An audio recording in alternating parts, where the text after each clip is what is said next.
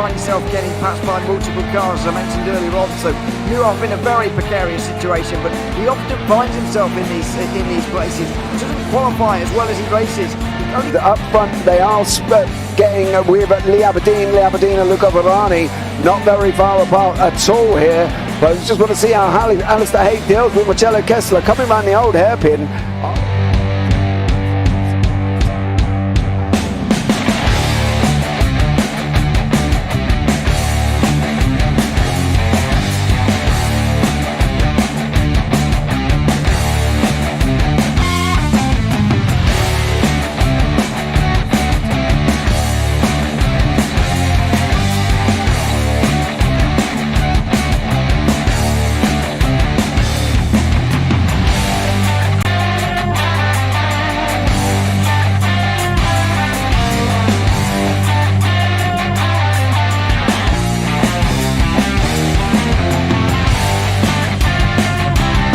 I would say it's not the best decision they've ever made, just not having done that under the safety car, really. Yeah, they're taking their pit stop strategies from Ferrari lately or something. What's going on? In turn one, just too much gas on them, too much feet on the loud pedal, and unfortunately he's dropped him all the way down the order. But Philip Hammer is out in front by an 8.91 seconds.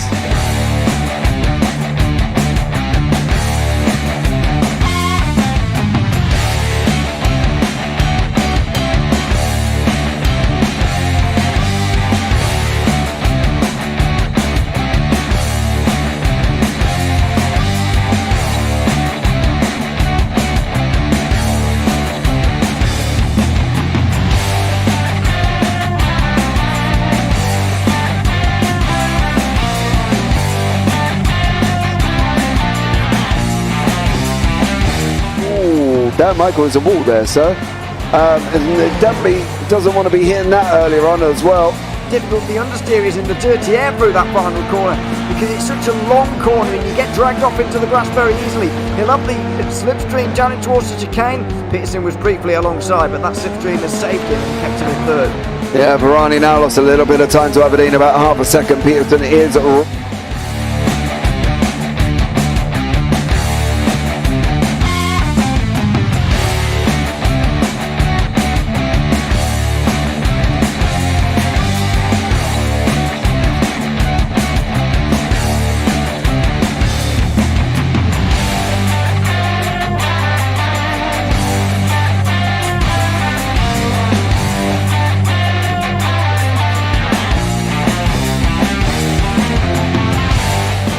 Pike's pushed Morton forward up ahead. He's got out of line. Is now Pike going to have a go at Werrell? Don't push him off. He's in the championship fight. Jack Werrell chasing down Carl Jacklin. Further down, Rob Williams and Chris Barnes. Sensational run outside line now though for the heavy braking zone. Around the outside goes the Audi R8. Look how much Miller's caught back into play. Exactly. Miller's still start trouble. He's not on second and change. All of a sudden, Miller's back in play.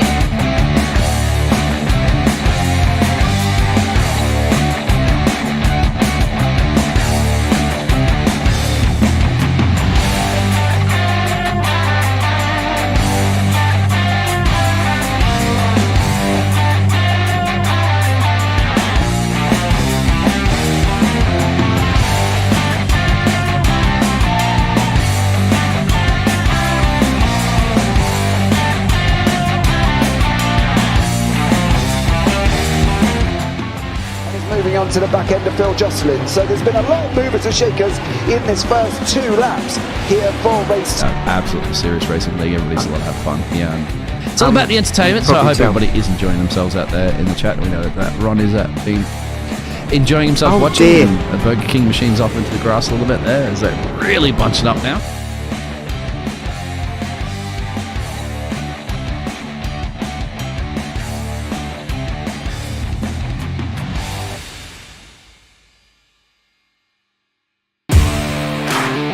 Standing out from the crowd is a challenge.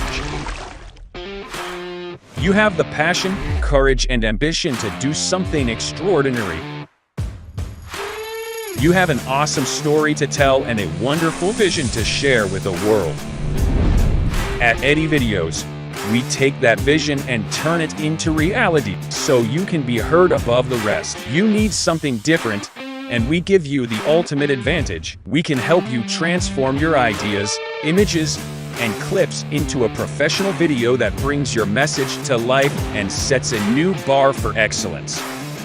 Visuals, voiceovers, editing, animations, whatever you need, we've got it all. If you're a new business looking to make your mark or an experienced company searching for something new and amazing, we're here to help. Trust us to take your video to amazing levels of awesomeness.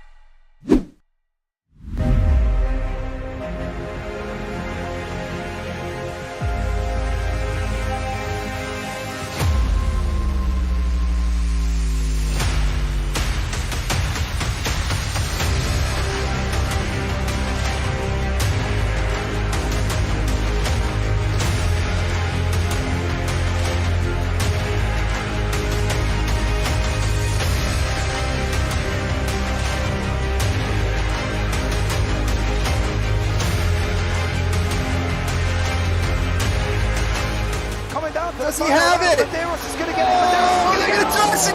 They haven't got it. He's on the outside line though, going into the fastest corner on the circuit. Surely this can't work. Dominic Ligner has got a sensational run outside line now though for the heavy braking zone.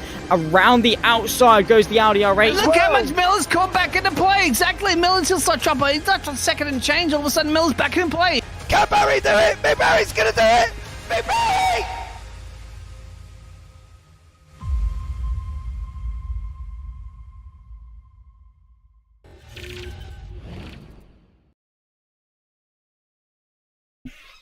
Good afternoon, ladies and gentlemen, and welcome to the Radical Sim Racing World Finals. I am James Parfitt. I'm going to be joined in the booth by Mr. Kelsey Gill here this evening. The format will be the AMs will be out on track at Road America first. We will then change session to the pros, who will then go on to the Road America circuit.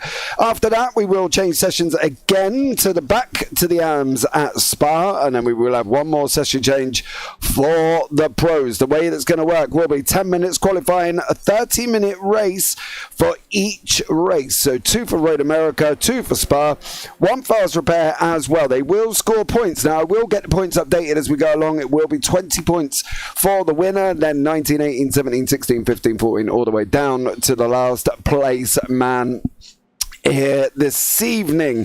That's how it's going to work. These are the top AMs from the European Championship and the Americas Championship going head to head here. The winner of this will be crowned the overall World Final Champion for the Radical Sim Racing SR10. We know there's not been a season this year, but they decided to run the World Finals anyway and get them up and running. So that's going to be the situation, guys. That's going to be what's going to be happening here as well. And Road America is a very tricky circuit in these SR10s in general. We have just entered into qualifying, and let's bring Kelsey Gill in for a quick chat. Kelsey, good evening to you, sir. How are you? Good evening, James, and good evening to everybody watching along so far. 8 people in the live chat. Do feel free to drop us a message. It's going to be a great evening of racing. We've got 4 races for you, lots and lots of action to digest. We're just getting out onto the circuit now for qualifying. Road America, then, it's a very technical circuit. There's a lot of elements there that I think these cars are going to be able to navigate quite effectively. There's a lovely balance of speed and acrobatics in these cars, I suppose. They're very light, they're very nimble. Their drivers are just going to have to be careful of cold tyres out there on the circuit, as that can really affect your exiting and your entering through corners, I suppose, as you're travelling around this circuit, which is one of the American circuits is quite well loved from what I hear. Yeah, it's definitely a loved circuit, to be fair. This one and Road Atlanta. Now, obviously, Road Atlanta is a bit of a short circuit, bit of a shorter time, so these guys will... we're not at Road Atlanta, which is a shame. I would love to see Road Atlanta here in the finals, but we are at Road America. It is tough. You know, there's certain corners down here that can cause you a great deal of issues, and I think that's one of the things we're going to be keeping an eye out for as well. We're on the on board with Gordon Haig at the moment, as we're just going round the top part of the carousel before we come round onto that straightaway before we get to the kink. Now, this is one of the corners that we were talking about here as well. The kink is basically a fast right-hander just gone through there, and now we're on the run down into Canada Corner, and I think this is where there's going to be either two things are going to happen. There's going to be a lot of action overtakes, or there's going to be a lot of action moments. Now, I have seen here in a different series coming down Road America where they did end up crashing down that straight, and it did cause a big old drama. It was like a few cars all into each other, and it did cause a problem, Kelsey. They've got this long straightaway into turn one. You know, this straightaway is longer than my high street, let's put it that way, and they've got an opportunity to make that move into turn one as well. So there are more opportunities than down the Marine sweep into turn 5. There's also that opportunity that they've got to have a go as well.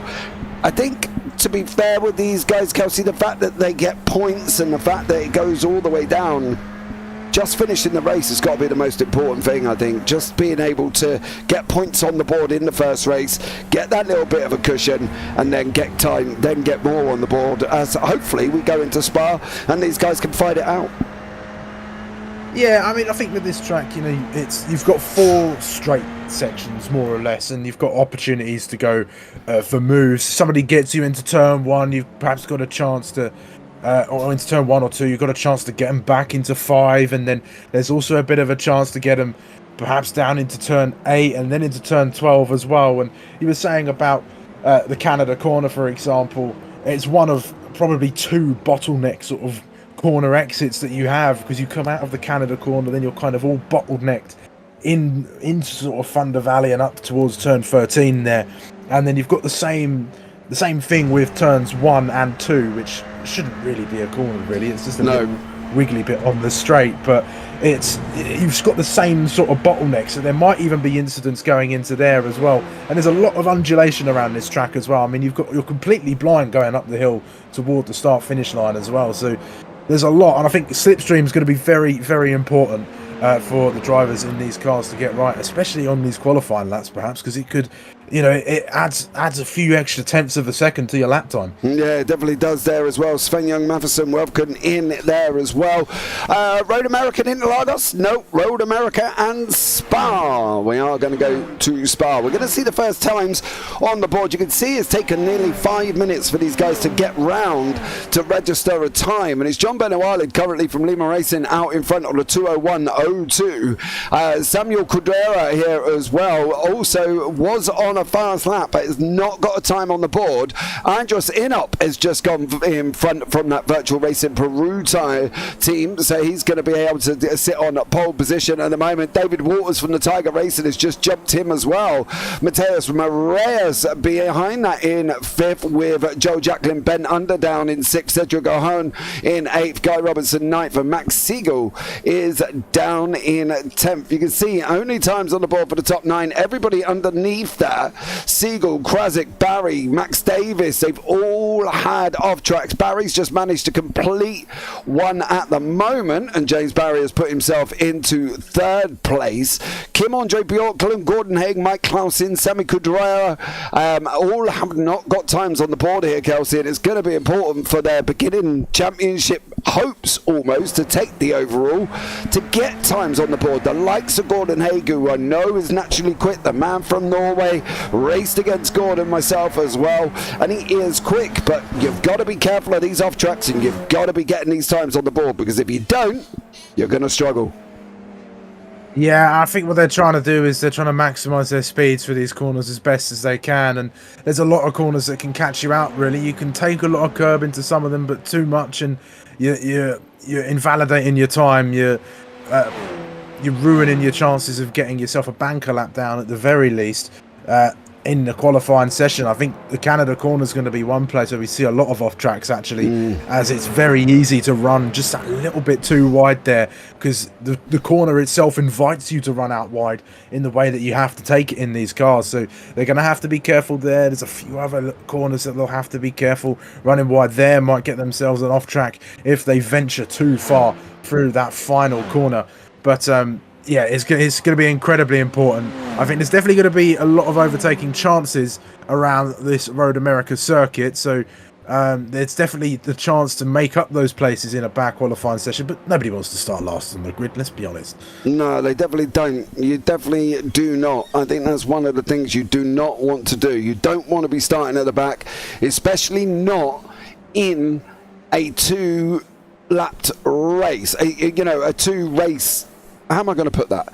A two-raced format, I suppose. You don't want to be not where you should be, because at the end of the day, you're going to cause yourself a problem. And I think that's one of the things that they're going to have to be really careful of, is just making sure that they can get out and get themselves a decent position, because you've got to score points. And I know it might seem like we're harping on about it, but they have seriously here, Kelsey, got to score points, because otherwise it's going to be over before they've even gotten into the second one. Don't get me wrong, there's always that opportunity here, and they can always make it up and hope and pray, I suppose, would be the easiest way, but that's not going to be the way that they want to be dealing with it. Kim Andre Bjorklund has just gone on to pole position. You can see the amount of drivers at the bottom setting greens under the belt at the moment. Sami Khedira did manage to get a time on the board last time out of 2:01.058, but they haven't got long, and he's not going to get another one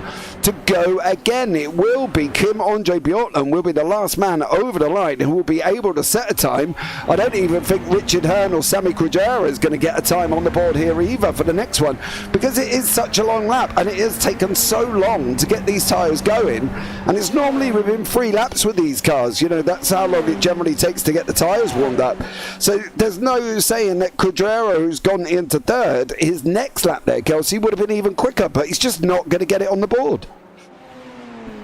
Yeah, I mean, they've had to be careful in these couple first laps, haven't they? Because of that tyre warm-up period. But, and this is very important now to get them in. So you've got to get those lap times in, got to try and get themselves at the board. And as the old adage goes, James, points mean prizes. I'm not sure if there's genuine prizes for this, but, the saying is all the same. Mm-hmm.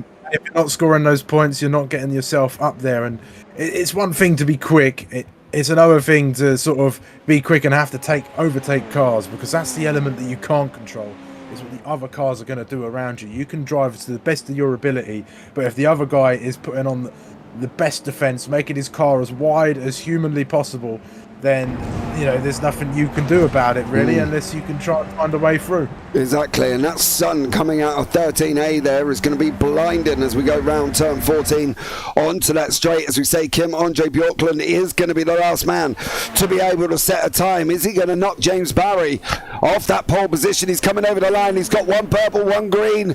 What has Bjorklund done? 2 minutes, 0.4. He's not able to get James Barry off that position on the grid. So it is going to be James Barry will be your pole man here. You cannot now, as soon as that timer hits 0, you cannot finish your lap. You are going to be done and dusted, and within about 2 seconds it should all blank out, and then everybody should be done, I believe, unless, of course, it's now brought up the fact that they have, if they cross the line before that 2 minutes, they might be able to finish the lap here as well. So let's see what happens with Jacqueline, whether or not his time gets registered on the board. 2:02 in checkered flag is out. You can see it there as well. So it is going to be Ben Underdown, the final man on the circuit, to be able to set a fastest lap. Andreas Inop, he goes in 2 minutes 0.61, puts himself into third. Walters puts himself into fifth, and then Moraes there as well. So let's see the grid when it comes up very, very shortly, and we'll be able to get this race won for these AMs up and running here at Road America. It's going to be some epic racing. So let's see what we can do and get this grid up for you when it is available to bring up there as well. Welcome in everybody. Diego Zuccarelli, thank you so much for joining us as well. If you are on the JBB YouTube channel or the Radical Simracing YouTube channel, say hi, let us know how you all are, and if you're enjoying your fine Sunday afternoon. I've done a little bit of shopping this morning already. I went off and did some pumpkin picking for Halloween. So I've got me pumpkins all ready to go, and I've just got to carve them out now, Kelsey. I've got a green one, a white one, a yellow one. So, yeah, it's going to be adventurous at my house over the next week or so. Carving pumpkins. What about you, sir? Do you do carving pumpkin? I've given it a go for a couple of times, actually. I think when I was at first year at university, we carved some pumpkins, and then I think one of my housemates threw it out the window. Not an ideal scenario. Why. I think we had it out for a good couple of days, though, so it wasn't like I carved it and then he sort of threw it out the window immediately. I think it might have been more of a, they were going, rot, let's do something funny. Or I mean, it wasn't that funny in all fairness. I mean, whoever had to clean that up, I think we did clean it up, actually. I don't remember. I just vaguely remember carving this really cool pumpkin that looked like the boogeyman from A Nightmare Before Christmas, and then it got destroyed at some point or another. But I don't really do much for Halloween, to be honest. I feel like we're one of them families who switch off the lights and make sure nobody knocks on the door. Yeah, I know. We normally have my dad over while we take the kids out trick-or-treating, and he does the same thing. He turns off all the lights. And then we end up having to put the sweeties out in the bowl. So the kids actually get something, because my old man won't answer the door. He's just like, grubby. So yeah, we've got the same kind of issue, unfortunately, here as well. Right, the grid is going to be available, and this is what it will be for the first race of the evening. James Barry is on pole with Kim-Andre Bjorklund in second, Andros in up third, Sammy Goudra in fourth, David Waters in fifth, Mateus Moraes in sixth, Ben Underdown seventh, John Benawalid 8th, Gordon Haig 9th, Richard Hearn 10th, Charles Kozik 11th, and Joel Jacklin down in 12th place. Then we have got Mike Clausen, Guy Robertson, Cedric O'Hearn, Max Siegel, Stefan Mellis, and Chris Max Davis, ignoring Caden Halliburton. He joined the session there. So he is not in this one. Okay, so he is not in this race, Kane Halliburton. So he will be in the next one for the pros. So let's get this up and running. We're just waiting for James Barry to get onto the grid, and then we are going to be green for the first race of the evening. Road America and Spa.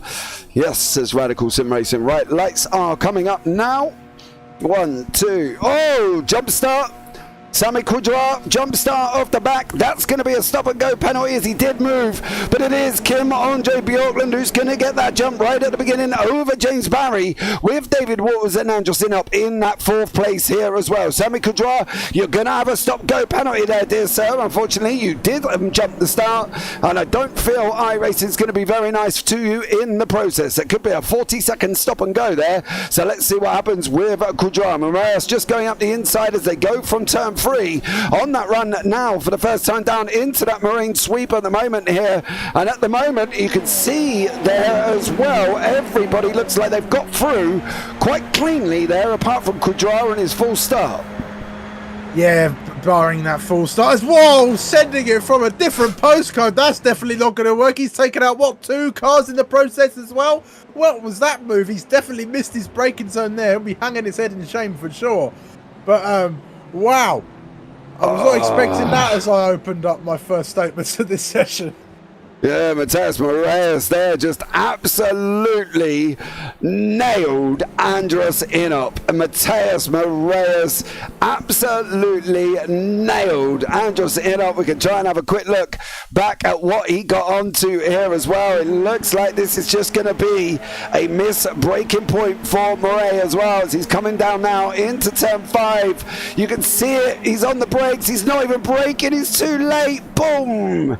Into Inop he goes on that one at turn 5, and that unfortunately is going to put them 2 down the order. It's going to be tough. Inop, and there's also somebody else without a front wing there, a nose cone there as well, and that's is that Charles Krasik has managed to get damage at the same time. Charles has literally got no front end on that car whatsoever there, Kelsey, and is driving still, should we say, in the right way. Some very poorly looking SR10s out there on this grid, but what a chaotic start after those first initial corners, and there's a lot of battling going on here as well, and I'm sure some drivers may be feeling the effects of the damage as one peels into the pits on these early laps as well. Let's go back to the start a little bit though. Bjorklund got an incredible start, didn't he? He just launched off the line as we see two cars going side by side down the main straight. This is a nice little gaggle of cars all jostling for position. 2 by 2 they go into the first couple of corners, and through goes, I can't Cedric quite see O'Hone. this thing is blurry. There we go, he's gone through, and they're now 1 by 1 heading their way through the next couple of corners. Yeah, they definitely are at the moment here as well. They're trying to race away with each other. Cedric O'Hone has got Joel Jacklin, Stefan Mellis and Richard Hearn right behind him. Sami Kudera and also Kim. Andre Bjorklund, there's contact! Oh, the top 2 are out! Oh, Kudura there as well, making contact with Bjorklund right at the moment we got there, and unfortunately for Andre Bjorklund, he is now down in 5th place here, and that is a shame. Sami Kudura out there, unfortunately, going straight into the side of Kim Andre Bjorklund. You can see it here, how it happens. I'm not entirely sure. He tries to go around the outside, turns it too early over Kim Andre Bjorklund, and unfortunately Bjorklund had nowhere to go. Kudrao's got to, he must have, after that jump start there, Kelsey, he must have a stop go. He must have, surely he's got to have a stop and go for that jump start. He's got to. I mean, it's a standard practice, isn't it? Drive through for a jump start, or stop go for a jump start perhaps, but I don't know, perhaps the game's just telling him you've got a certain amount of laps to fulfill it, and then it's going to give him a penalty afterwards, or maybe it'd be something he serves after the race. But I'm surprised he's not come in yet, especially after all this carnage as well. Yeah, well, normally it's at that moment. It's normally you've got 3 laps to serve this penalty, and I suppose technically he's got to go in at the end of this lap, surely, because he was in motion at the start. I am sure that the game has got to be telling him that he's going to be on his last legs here. He's now got Ben Underdown chucking down behind him. Jace Barry's out in front by about 2.5 seconds. Guy Robinson has got Max Siegel and Kim Andre Bjorklund battling it out side by side as these guys go on the run down into turn 5. Bjorklund has got past Siegel here. The guy from Simracing Norway is now going to take a dive up Guy Robinson. Robinson had to check up. That's allowed Siegel to check up as well. What about Stefan Mellis and Richard Hearn? Mellis on the right hand side. Richard Hearn with that nice decent livery there as well. Loving that one as Stefan Mellis gets it all wrong, and so does Cedric O'Hone as they go off the side of the circuit. Are we looking at a little bit of nerves kicking in here? Because at the end of the day, there's a lot of mistakes here, and we've still got 24 minutes to go. Yeah, I think there's a few drivers out there with perhaps not the coolest heads possible. I mean, you saw the incident between, was it Sigal and Bjorklund? Yeah. Was it? And earlier on, you're just turning in that little bit too. He's done it too again! soon. And there's another one. What is... I'm not being rude here, but what is Sami Kudra doing? I don't get this. Like... I don't understand what's going on with Kudra at the moment. That's like the third driver that's ended up into... Well, he spun it up on his own there, right? So that's his first mistake. Now comes Guy Robinson there. So Guy Robinson is behind him. But I don't get what the situation is with Kudra at the moment. Like, you know, that's 3 drivers that have fallen victim to this man, and that's another one. I'm not sure. Do you know, the thing is though, and I don't mean this in a detrimental way, right, in any shape or form, but you know what they say about people in officials with Red Bull liveries? stay away from him. And Kujara at the moment is kind of giving that stereotypical name that's happening. You can't go through people. You've got to be... I don't know. You've got to go round them, right? Chat, I think if anybody disagrees with me, let me know. But you can't be going through people here. Going round them, slipping underneath them, but you certainly can't go through them like that. I mean, they're not just... The car's just not going to disappear because you decide to dive up the inside, I suppose. But that's incredibly clumsy racing there. Yeah. Kujura in the 33 car, and I'm lost for words, really. Yeah, I don't really get what the situation is. Like, I get he seems to think... I'm still surprised he has not had to take a penalty, guys. I am in physical shock that this man did not, if he hasn't taken a penalty for going through people, right? I'm not gonna... a penalty for jumping the start and a penalty for going through people. I've got to be honest, I am completely in shock that he has not had that. And if he hasn't had it, well, we need to go back and look at it, and I'm sure there might be some people saying, please can you look at this at the same time, because he's gone through Bjorkland, he's gone through Robinson at the same time, and he's put it off the side of the circuit. Yeah, not an ideal scenario, I'm not going to lie, as Kudra and Siegel are now going at it here as well. Well, if nothing else, we can say it's been adventurous, Kelsey, haven't we already? Yeah, it certainly has, and there's a few little battles that are starting to brew up here as well. You've got O'Hayan and Hearn over for P8, and we're just keeping an eye on Segal and Kadura, who will be hoping that Kadura keeps himself to himself. Here we go. I think Segal's got the move done and has moved up into 4th place for the time being. Kadura's gone. Kadura's gone. Oh dear. Yeah, I don't know if that's a disconnect or what the situation is with Sami Kudra there, but he's just gone. He has disappeared, unless I'm keeping an eye on any form of information. If anybody can give me that information, that would be great. If there's something of a penalty's been handed out or what the situation is, but at the moment, Sami Kudra is no longer. He is dropping down the order. So we've got Ben Underdown, who's got Kim Andre Bjorkland right up behind him. We've got Richard Hearn, who is battling away here as well. And Moraes is also battling. So, yeah, we'll keep an eye on that one and see what happens here as well. But it looks like from Kudra's point of view, well, he's either disconnect or something a little bit more serious is happening. I think I'm also wondering as well, actually, Kelsey. I'm wondering whether or not he's been DQ'd for not taking that penalty. Yeah, that's the only other thing I can think of.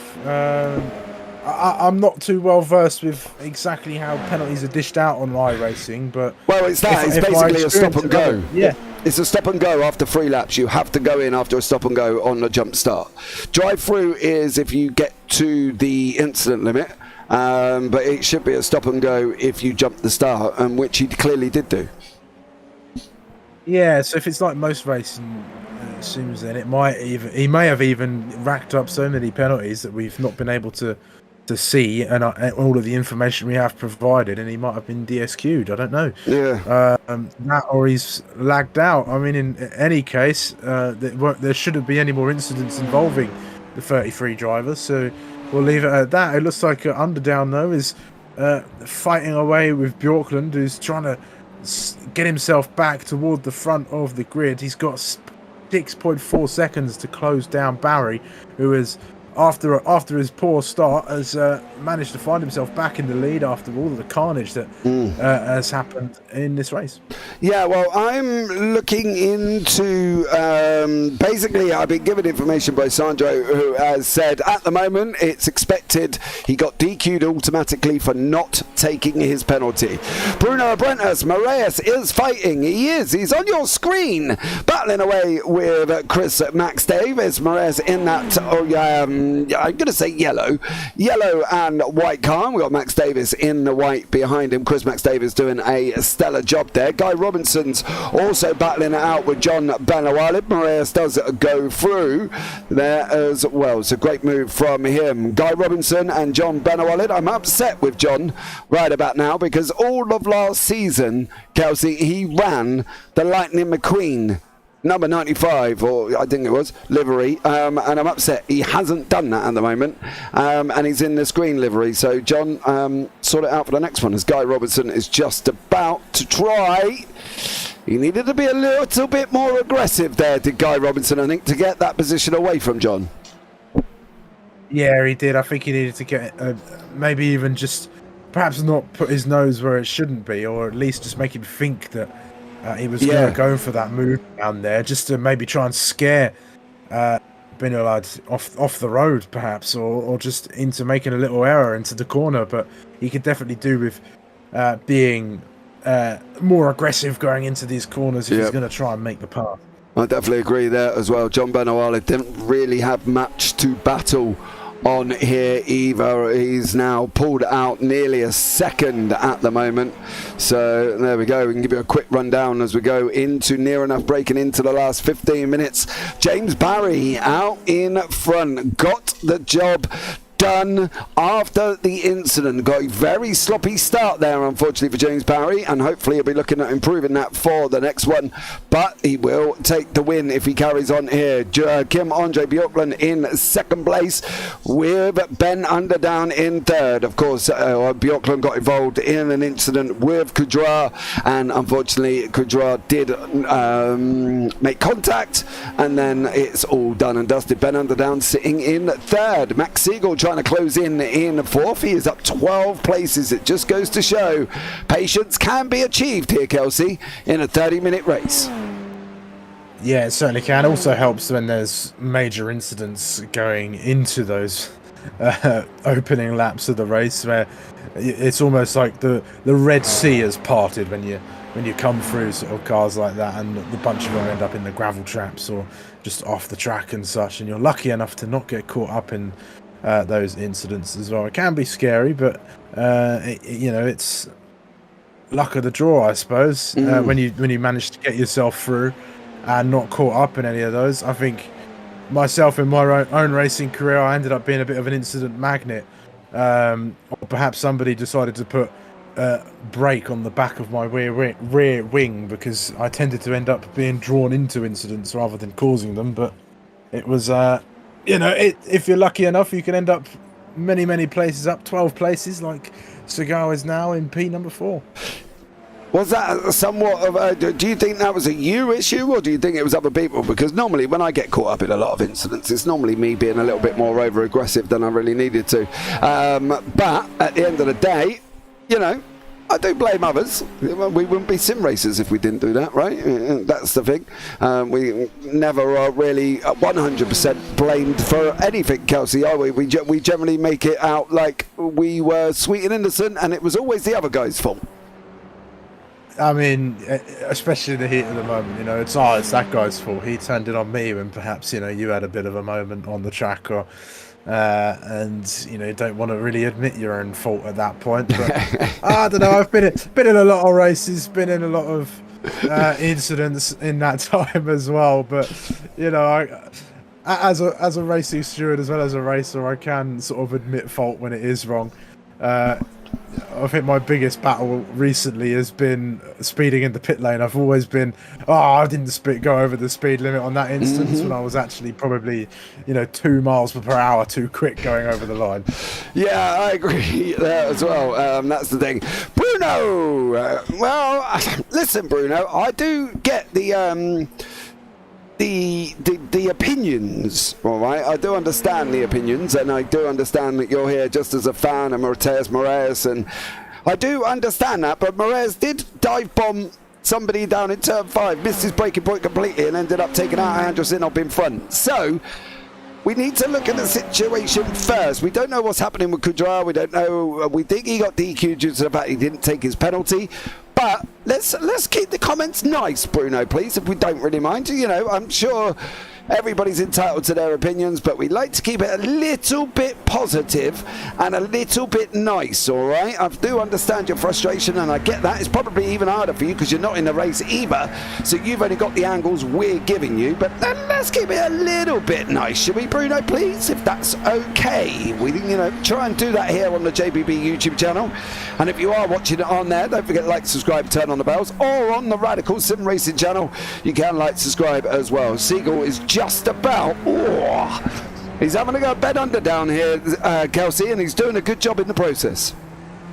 Yeah, he is. He's putting the pressure on. I think he's making Ben Under down just run that little bit too wide, and you've seen on a couple of occasions now that the door's sort of been open there. A couple corners ago, Seagull just had a little bit of a look down the inside, didn't he? He just looks all that much quicker through these corners as Underdown just dips a wheel into the dirt there, and now they're coming through the carousel. It's a very, very long right-hander. You've got to be patient, take your late apex, stay in the middle of the road, and then run out onto full power when you come down to this bit, then through the kink. Now this is going to be a nice little charge through here. We'll see the effect of the slipstream. Here he goes, side by side. I think this is going to be a done and dusted move. I don't think there'll be much fight back from Underdown as they go through. Let's see, does he pull back onto the racing line? He does, and Underdown's going to have to sit on him behind, but he's going to see if he can switch back underneath as they come through the next complex of this racing circuit, but it's no use doing. Yeah, he's got to stay within about that 7/10 mark at the moment as Underdown, as Barry breaks into the 59s. The first man to do so here as well. Ben Underdown in 4th place. He's got to try and close the gap up. He had an opportunity coming out of 14. He didn't just stay close enough. You can see it's dropping now under that half-second mark. It's coming down, and for Underdown, he needs to stay within that half-second mark to basically try and get him on that run down into Moraine as well, down into turn 5, because if he doesn't do that, he's going to be, unfortunately, could be left behind here as Seagull goes up 13 places in half an hour. Well, 20 minutes here, Kelsey. That's a stellar job he's doing at the moment. Yeah, it has been a fantastic little job there from him, hasn't it? He's done well. I mean, not only has he benefited from incidents, but he's been able to show that he can get past cars. I mean, he made a great little move on Underdown there. He was patient, he was quick.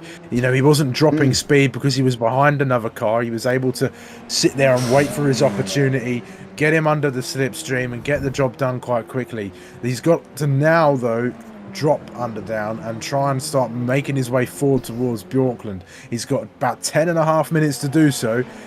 So whether he can do it or not, we will yet to see. He's got a gap of 4.9 seconds though, and well, can he do that in 10 minutes? Perhaps we'll keep an eye on the timing tower. Yeah, the problem is his last time out was a 2:07.1. Seagull on a 2 minutes there as well. So unfortunately, I don't know if he's actually going to be able to get there, to be honest with you, because I don't think he's going to have enough time to drop back and do that. And that's going to be the thing for him, isn't it? It's going to be the rush of trying to get below them places and trying to get the time down. I'm just wondering if he's going to have enough time here though, Kelsey, to be able to do that. Yeah, I don't know. It's tough here. I think he might need some errors from Bjorkland, or he needs to pull out some pace from somewhere. But I think at this point, it might be worth just staying consistent, staying as clean as possible, not to make any mistakes himself, because Underdown's still there. He's sat within that second mark or so now. The gap's opened that little bit, but I think if Seagull pushes too much, makes any major errors during this next few laps, then Underdown's going to have a little opportunity and maybe go for the pass. I mean, it's that last place on the podium. Yeah, definitely is there as well. Chris Max Davis has had a little bit of a moment going down into turn 5. It looks like he might have missed his braking point, and oh, he has, by the looks of it, gone well wide, gone out over the curb, And unfortunately for Chris Max Davis, he got it all wrong down into turn 5. So he's off the side of the circuit. We're going into the last 8.5 minutes of racing. Don't forget, we have got to change sessions after this one to be back there as well for the pros. The pros will be at Road America, and that alone is going to be an interesting one here once more, because there are some very quick drivers in that pro class. So let's see what happens here as well as we're coming into the last 8 minutes of this race. And well, it's definitely going to be an interesting one. Yeah, it certainly is. There's not too much action going on out there. I think that what we are keeping our eye on is this fight between Segal and Underdown for that final spot on the podium. We're just keeping our eyes out as well on a few other drivers. Perhaps Inop can catch up to Krasik for P11 there, or there might even be some. I think that's the closest gap, in all honesty. They're quite spread out. I think the incidents have meant that a lot of the drivers have had to come into the pits, get some damage repaired, and or however it works out in these SR10 cars, and then come back out onto the track. That was a bit of a moment there for Krasik. The rear almost snapped straight out on him, and now we've got a battle on our hands, James. Yeah, we definitely have here as well. We've got 7 minutes remaining on lap 12. They're fighting it out in this AM class. Inop is closing down onto the back of Charles Krasik as well, as he's obviously scrapping his way. Krasik there trying to come back at him as well. Looks like he's been in for his fast repair, and it's going to be even more interesting to see there as well. So it's going to be interesting to see what Andrew Sinop and Charles Krasik can do here. So it's going to be tough for these guys once more. So yeah, it's going to be an interesting one, I think, Kelsey, from all of these.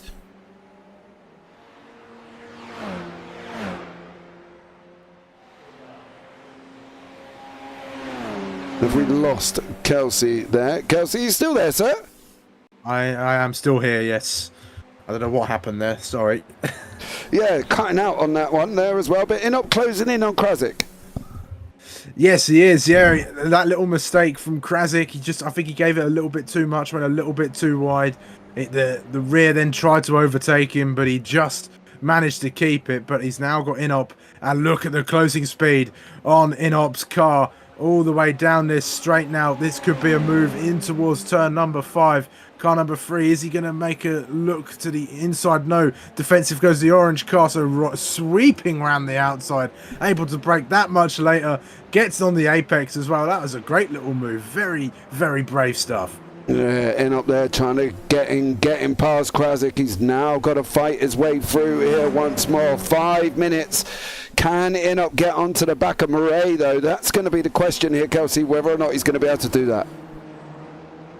Yes, indeed. It's a big gap, though, James. That's 19 seconds he's got to try and open up there. I mean, Murray would need a huge mistake in order for that one to happen. I'll eat my hat if he gets that, in all honesty. Yeah, I would be as well, and I think it would be quite a shock if he does get there, to be honest, as well, as he's sitting in 11th. But depends on what Murray does and whether or not he gets it completely wrong here, though. That's going to be the question. But he's not shaking off Charles Krasik at the moment, is he? No, he's not. Krasik seemed to have the measure on him until that mistake, and this could be a fight that lasts all the way to the checkered flag. Dave Watt was disappointed that we missed him getting taken out on lap 1. There was too much action. Yeah, there certainly was. The first corner was fine, and then everything seemed to start unfolding once we got through turns 2, 3, 4, 5, and it was all downhill from there for some of the drivers. But this is the fight we're keeping our eye on now. Is Krasik going to go for a move down into the first corner, closing, doesn't quite get the opportunity just yet, but he won't be too worried. He'll have another chance down towards number 5. Yeah, he definitely will here. 4 minutes remaining once more with these drivers, Krasick and Inop. Obviously, Inop was involved with Murray at turn 5 on lap 1. Krasick looked like he had his own little bit of a moment as well. So it's been tough there. So let's see what happens here. Here we're going into the last 3 minutes and 50 seconds. Krasick goes in wide. Is that going to be his run over though? Oh, I don't know. He's going to lose a big chunk of time there. I think he got a little bit too ambitious. I think he was trying to perhaps set up a better exit, try and get Inop as they came out from that corner, but it just didn't work, and he ended up losing more time than he gained. And now the gap's around 1.1 seconds. He's lost about 6/10 in attempting that move, and he's not got too much longer to try and get it. I think this is going to be our penultimate lap. I think the leaders have just crossed the line. Their leaders coming through turn 5 now. Yeah, Barry's down at turn 5 there, so he is going to be... He might get one more, depending on one. I think the next one could be the last lap, though, Kelsey. That's going to be the thing. Yeah, that's it. So if Krasick's going to have any chance of reclaiming P11, he's got to get his head down, close in, which it looks like he's doing. He's got 8 temps now to Inop, and he'll have to do it on the last lap. Yeah, he's going to have to give it a go here. Leader coming up to turn 8 at the moment, that left-hander, before they go off around the carousel of 9. Yes, David Wilters, we did miss it, unfortunately. There was a lot going on. I had to reload the overlay in the process, which unfortunately hasn't allowed me to be able to go back. Now, to the beginning of the race, there was a lot going on, and at 2 minutes 30 on the clock, I think James Barry here is going to take this white flag, and I think he's going to be done and dusted. Me, personally, for James Barry, if there's any doubts of him getting over the line in 20 seconds, I would slow up, Kelsey. I'd make it the last lap of the race, to be honest, because he has got a gap that he can contend with. Yeah, he does, doesn't he? It'll be to his benefit, but he's got a big enough gap that, you know, last lap or penultimate lap, it doesn't really matter too much, unless he somehow decides that he's going to make a mistake or push too much when he doesn't really need to. Just sort of cruise around really on your last lap, and job's a good one. Yeah, well, he's got 8.7 seconds. I wouldn't worry too much there for him. Murray has got Stefan Mellis in front of him. Benawalid is also now going to have a go at Chris Max Davis, who we saw run wide in turn 5 there. Kudra's out, Ming's out, Walters is out as well. Kiki Ming, I think, has also just joined the wrong session, because unfortunately he shouldn't be in this one, young sir. You should be in the next one. But Jem Belawale there is going to go try and get through on Chris Max Davis. Final lap of the race for your leader. James Barry is out in front by 8.9 seconds here. Well, he's done what he had to do there, Kelsey. He had to go out and win. He didn't get off the start as Murray goes. Ooh. Did he gain the position by being off the circuit? I don't know, it was hard to tell from the angle, wasn't it? But he gave it a good go, did Murray, through the last corner. And we might have to see a replay of that one in the livery of yellow and white. It's quite reminiscent of the Brawn livery from 2009 Formula 1, which is very nice. But let's see. We'll have a look as they come through now. Is he all 4 wheels off the circuit? I don't know. It was tight, wasn't it? Very, very tight there as well for Murray on that one. All 4 wheels, possibly, nearly, maybe. We're not nearly sure on that, but he definitely had 2 over that line, and he's pulled out 1.0 seconds as James Barry starts his run round Canada Corner for that final time in the first race. He will be the man who's going to score them 20 points. He's going to take it. He's actually going to get 21, if I'm not mistaken, because he got pole position, did James Barry. So Bjorklund will be in second in 19 points, and then you're going to have Max Siegel, who is going to get 18 points. But it is James Barry who's going to take that first place here at Road Road America in the first race of the evening. So a great run from him. As I say, 21 points for him, 19 for Bjorklund, 18 for Segal. So Max Segal is going to get 18 points. Ben Underdown there as well. He is going to get 17. So it's still all to play for, really, between them top four. Mike Clausen comes over the line after that one. And then we're going to see Joe Jacklin, Cedric O'Hearn, and also Richard Hearn coming over the line here as well. Last in the run will be 15th, and that will be Guy Robinson from Team Dre. It's tough, right? Because there were multiple people who could have taken that win that unfortunately weren't on the race circuit. I think that could have been... I think Inop had a very good chance of taking that. Yeah, he did, didn't he? I think he had a good chance. He looked good in qualifying, and then he just sort of it just sort of all went wrong during that first few moments of the race into turn 5. Yeah, Murray definitely may have assisted that one, should we say, there goes John Benawalid, and then we're going to have Chris Max Davis and Guy Robinson. Then we're going to jump onto a BRB screen, guys, as well. We'll bring you up the results. Then we're going to go straight into the pros, okay? So let's bring you up the race results for race 1. It is James Barry out in front. Kim Andre Bjorklund second. Max Siegel third. Ben Underdown is in fourth. Mike Clausen fifth. Joel Jacklin sixth. Cedric O'Hearn seventh. Cedric O'Hearn in seventh. Richard Hearn in eighth. Matthias Moraes ninth. Stefan Mellis 10th. Andrew Sinop 11th. Then you got Krasic, Benawalid, Max Davis, Robinson, and then you got Kudra, Haig, and Walters, who did not, unfortunately, finish the race. And both of the bottom drivers are in the wrong session. So, guys, we're going to jump on to a quick BRB, and then we'll be right back with the next one, which will be the pros taken to the track. See you shortly.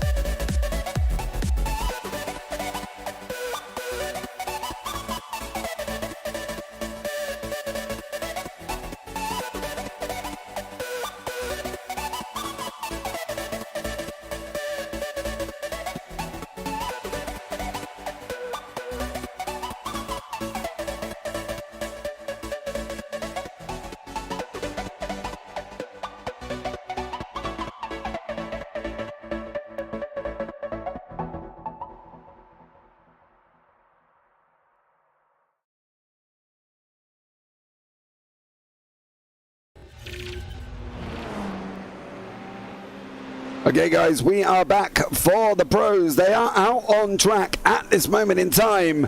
And as you can see, we are in qualifying. We don't have long left to go of quali. And it is currently Kane Halliburton out in front doing a stellar job, setting a time of a 1:59.8 is his best lap time. Kiki Ming is in third. And Jurgen Frank's just gone and taken that pole position away from Kane Halliburton. Luke Maxwell gone and put it in second as well, so great job from Luke Maxwell. Kane Halliburton, Tim Burton, Tim Bertie, John McCutchinson, Alfredo Mello. 3 minutes remaining here in this final. Well, the AMS, well, it was an interesting one, wasn't it?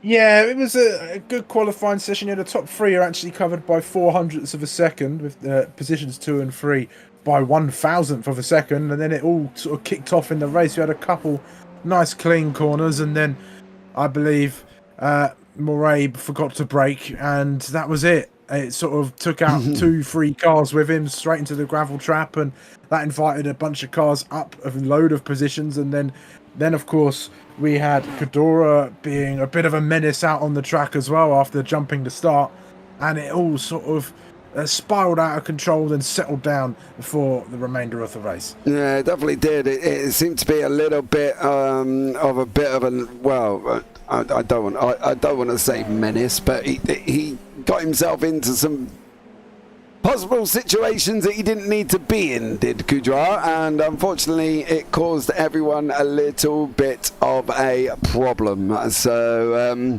yeah, not an ideal scenario, but there we go. It is what it is on that one, and it's always going to be that kind of situation, I think, leading off here once more. So yeah, tough one. A very difficult one for everybody to deal with on that one. While we're getting into the last minutes of qualifying, we can bring you up the current AM standings. They have just been sent to me.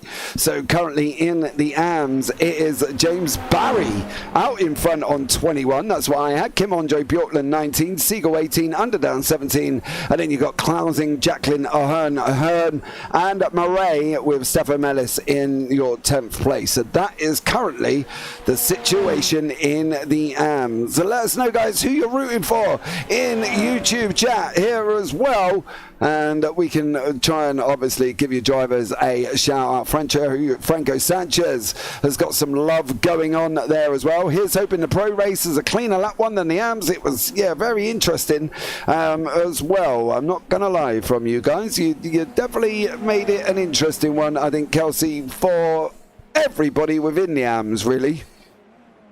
Yeah, and it meant that, you know, those who might have been a little bit out of position after qualifying could just come up and maybe try and get themselves up. I mean, Segal jumping himself onto the podium, that was a good little run from him. He was up, what, 12, 13 positions after the first couple of the laps. But you know, I mean, sometimes these things happen in motorsports, and they can be avoided if you know, you've got a little bit more awareness about you as a driver. But you know, other times it's, you know, it can go down as hard racing, let's say. You know, when you're going side by side, you might have a little bit of a tiff with the driver that you're battling along with. But yeah, I mean, not to comment on it too much. You know, we'll be hoping that there's a little more awareness out there, I suppose is the word I'm looking for. A little more, all the drivers will be a little more put together, and from these quicker guys, I'm expecting some good stuff, actually.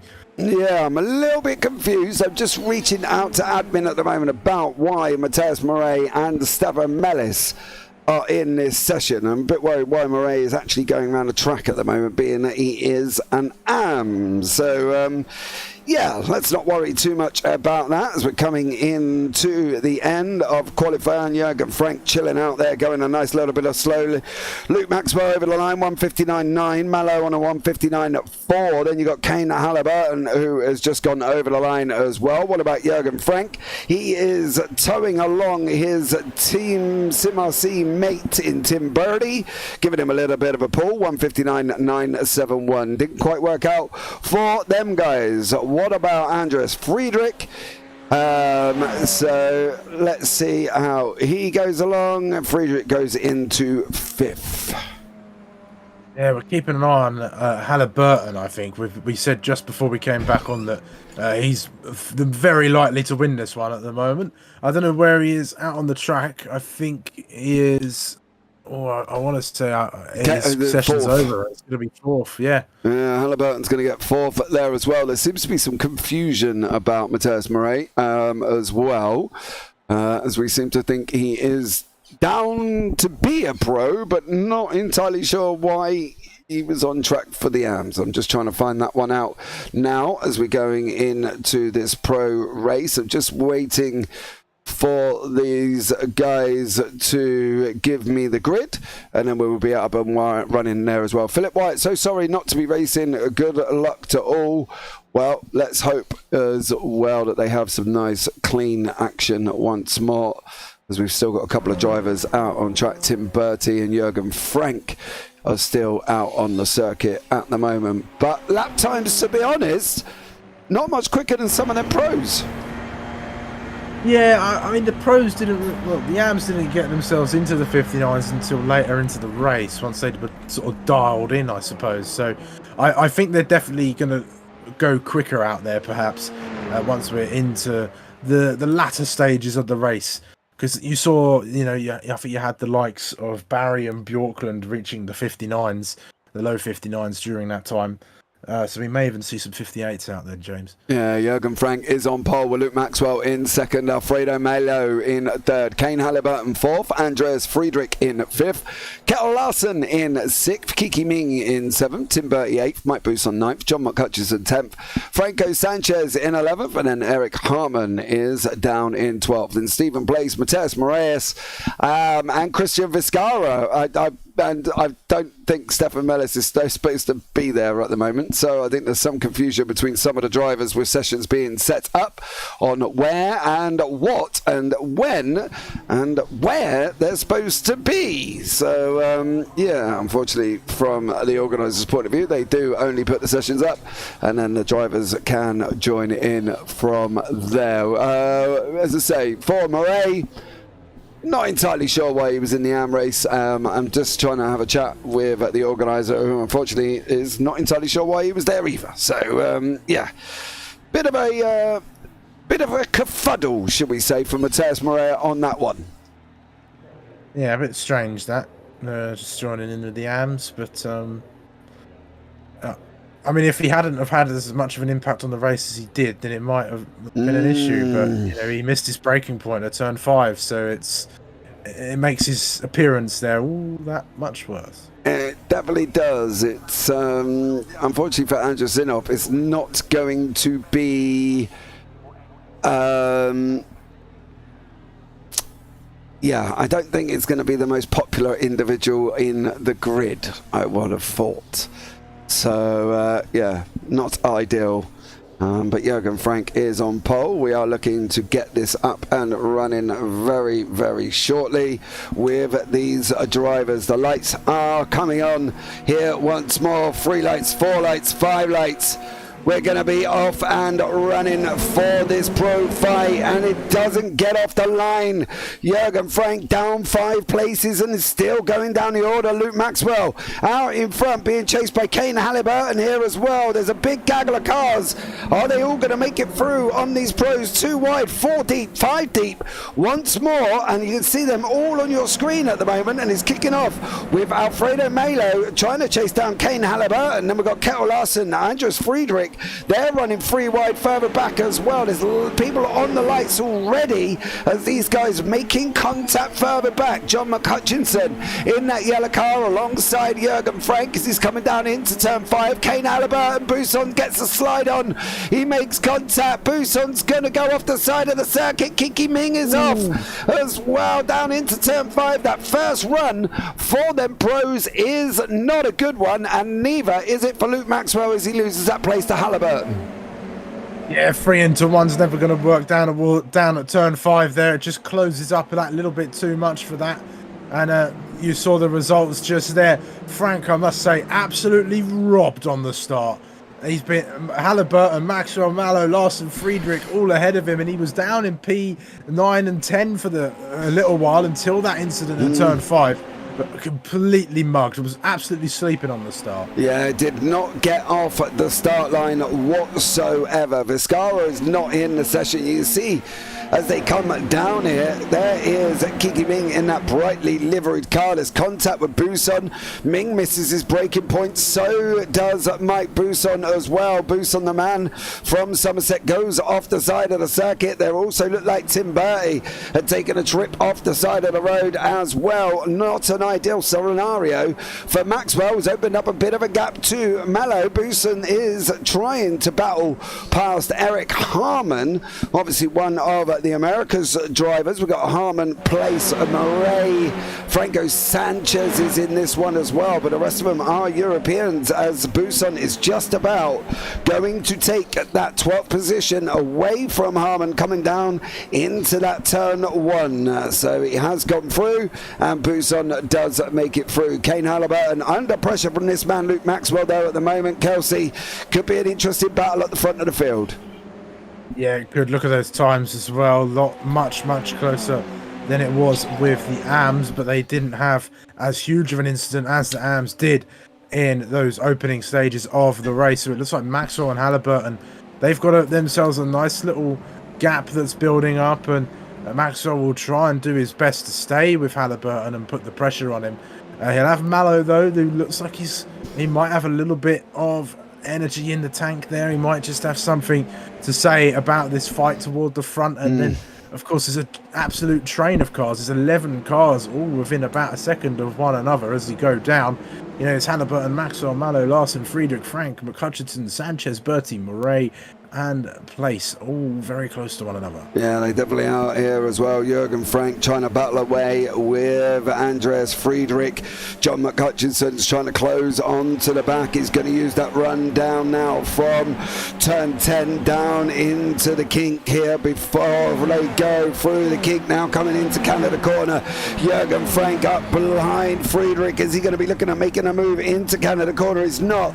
Kettle Larson's in front of both of these drivers here as well. Jürgen Frank's on the outside of turn 13B. He's not, is he? He is. He sweeps around the outside of Andreas Friedrich, and well, that was well done from Jürgen Frank there as well. Outside of 13, quite an impressive move. One move was set up from the kink onwards. I think you saw him just get that better run, and then he sort of snuck around the outside and got it all done, didn't he? He positioned that car extraordinarily well, and he's going to have to look in his mirrors, though, because Friedrich's coming back at him, looks to the inside of turn number 1, doesn't quite get it done, perhaps backs out. He may now come under some pressure from McHutchinson just behind in that orange car, who's going to look at him around the outside of turn number 3. Doesn't quite get that move done. In the background there as we watch Frank go around. Let's see as they now go side by side. This is through 4 and down towards turn number 5. Who is going to emerge out in front of the other? I think McHutchinson might be the driver who gets it. It is. He's going to go much later on the brakes. Gets back onto the racing line, gets it done, and now actually Friedrich's coming under some pressure from Sanchez in the red car. Oh, contact! Contact with Sanchez. That's allowed Bertie to come back through once more. Friedrich now down into 9th. Then you got Stephen Place battling away with Murray, who was supposed to be in the pro race originally and not in the AMS. So I'm sure that's going to be open for discussion. Luke Maxwell, Kane Halliburton still battling it out for the front here as well. Just broken into that 24-minute mark remaining at Road America. We're going on to another long circuit after this, guys. We will be going to Spa. It's going to be very, very tricky. But for Luke Maxwell over Kane Halliburton, he's going to be looking now as well, going into turn 12, into Canada corner. Doesn't make it through here. Watches on the exit into 13A. He goes over the curb. They're going to come sweeping past us. There they go. With Mallow is also not far behind here, Kelsey. This is one battle that's going to develop into a nice little freeway by the end of this. Yes, it is. These threes all very close to each other, and they'll all be squabbling for the slipstream here, and it'll be on Halliburton really to try and break it if he can. But I don't think there's much point weaving along this straight. It doesn't really do you all too much. There's plenty of chances to go, but here they go side by side now in towards turn 1. This is a move for the lead. Maxwell breaks as late as he dares, gets in ahead. Is Halliburton going to try and go underneath him, perhaps down through turn 2 and 3? Not quite. He's going to hold station because he'll have another opportunity as they run all the way down to turn 5. A much longer run. These three are going to be battling all throughout the rest of this race, I hope, as they go through. Is it going to be 3 wide as they go down into turn 5? I don't think they're going to be close enough for that, but Halliburton might be close enough to initiate a move in towards number 5. He looks for it, doesn't quite go for it at that stage. Is just happy to sit behind for the time being. Yeah, he's got 23 minutes here. He's going to drive as a bit of a defense man for Maxwell. He's got Mallow behind. These guys are from different teams as well. So let's see what happens with Maxwell in the ITGL Racing Radical with Kane Halliburton in that Mag Performance SRT car there as well. And it's going to be interesting. Now, to be honest, Kane Halliburton doesn't need to rush this, does he? Halliburton can just sit there and wait, and he could probably even use the run down the Moraine sweep on the final lap to make his move if he really wanted to. You know, he's got to have the patience to sit there, mind you, but we're not saying a no opportunity to that.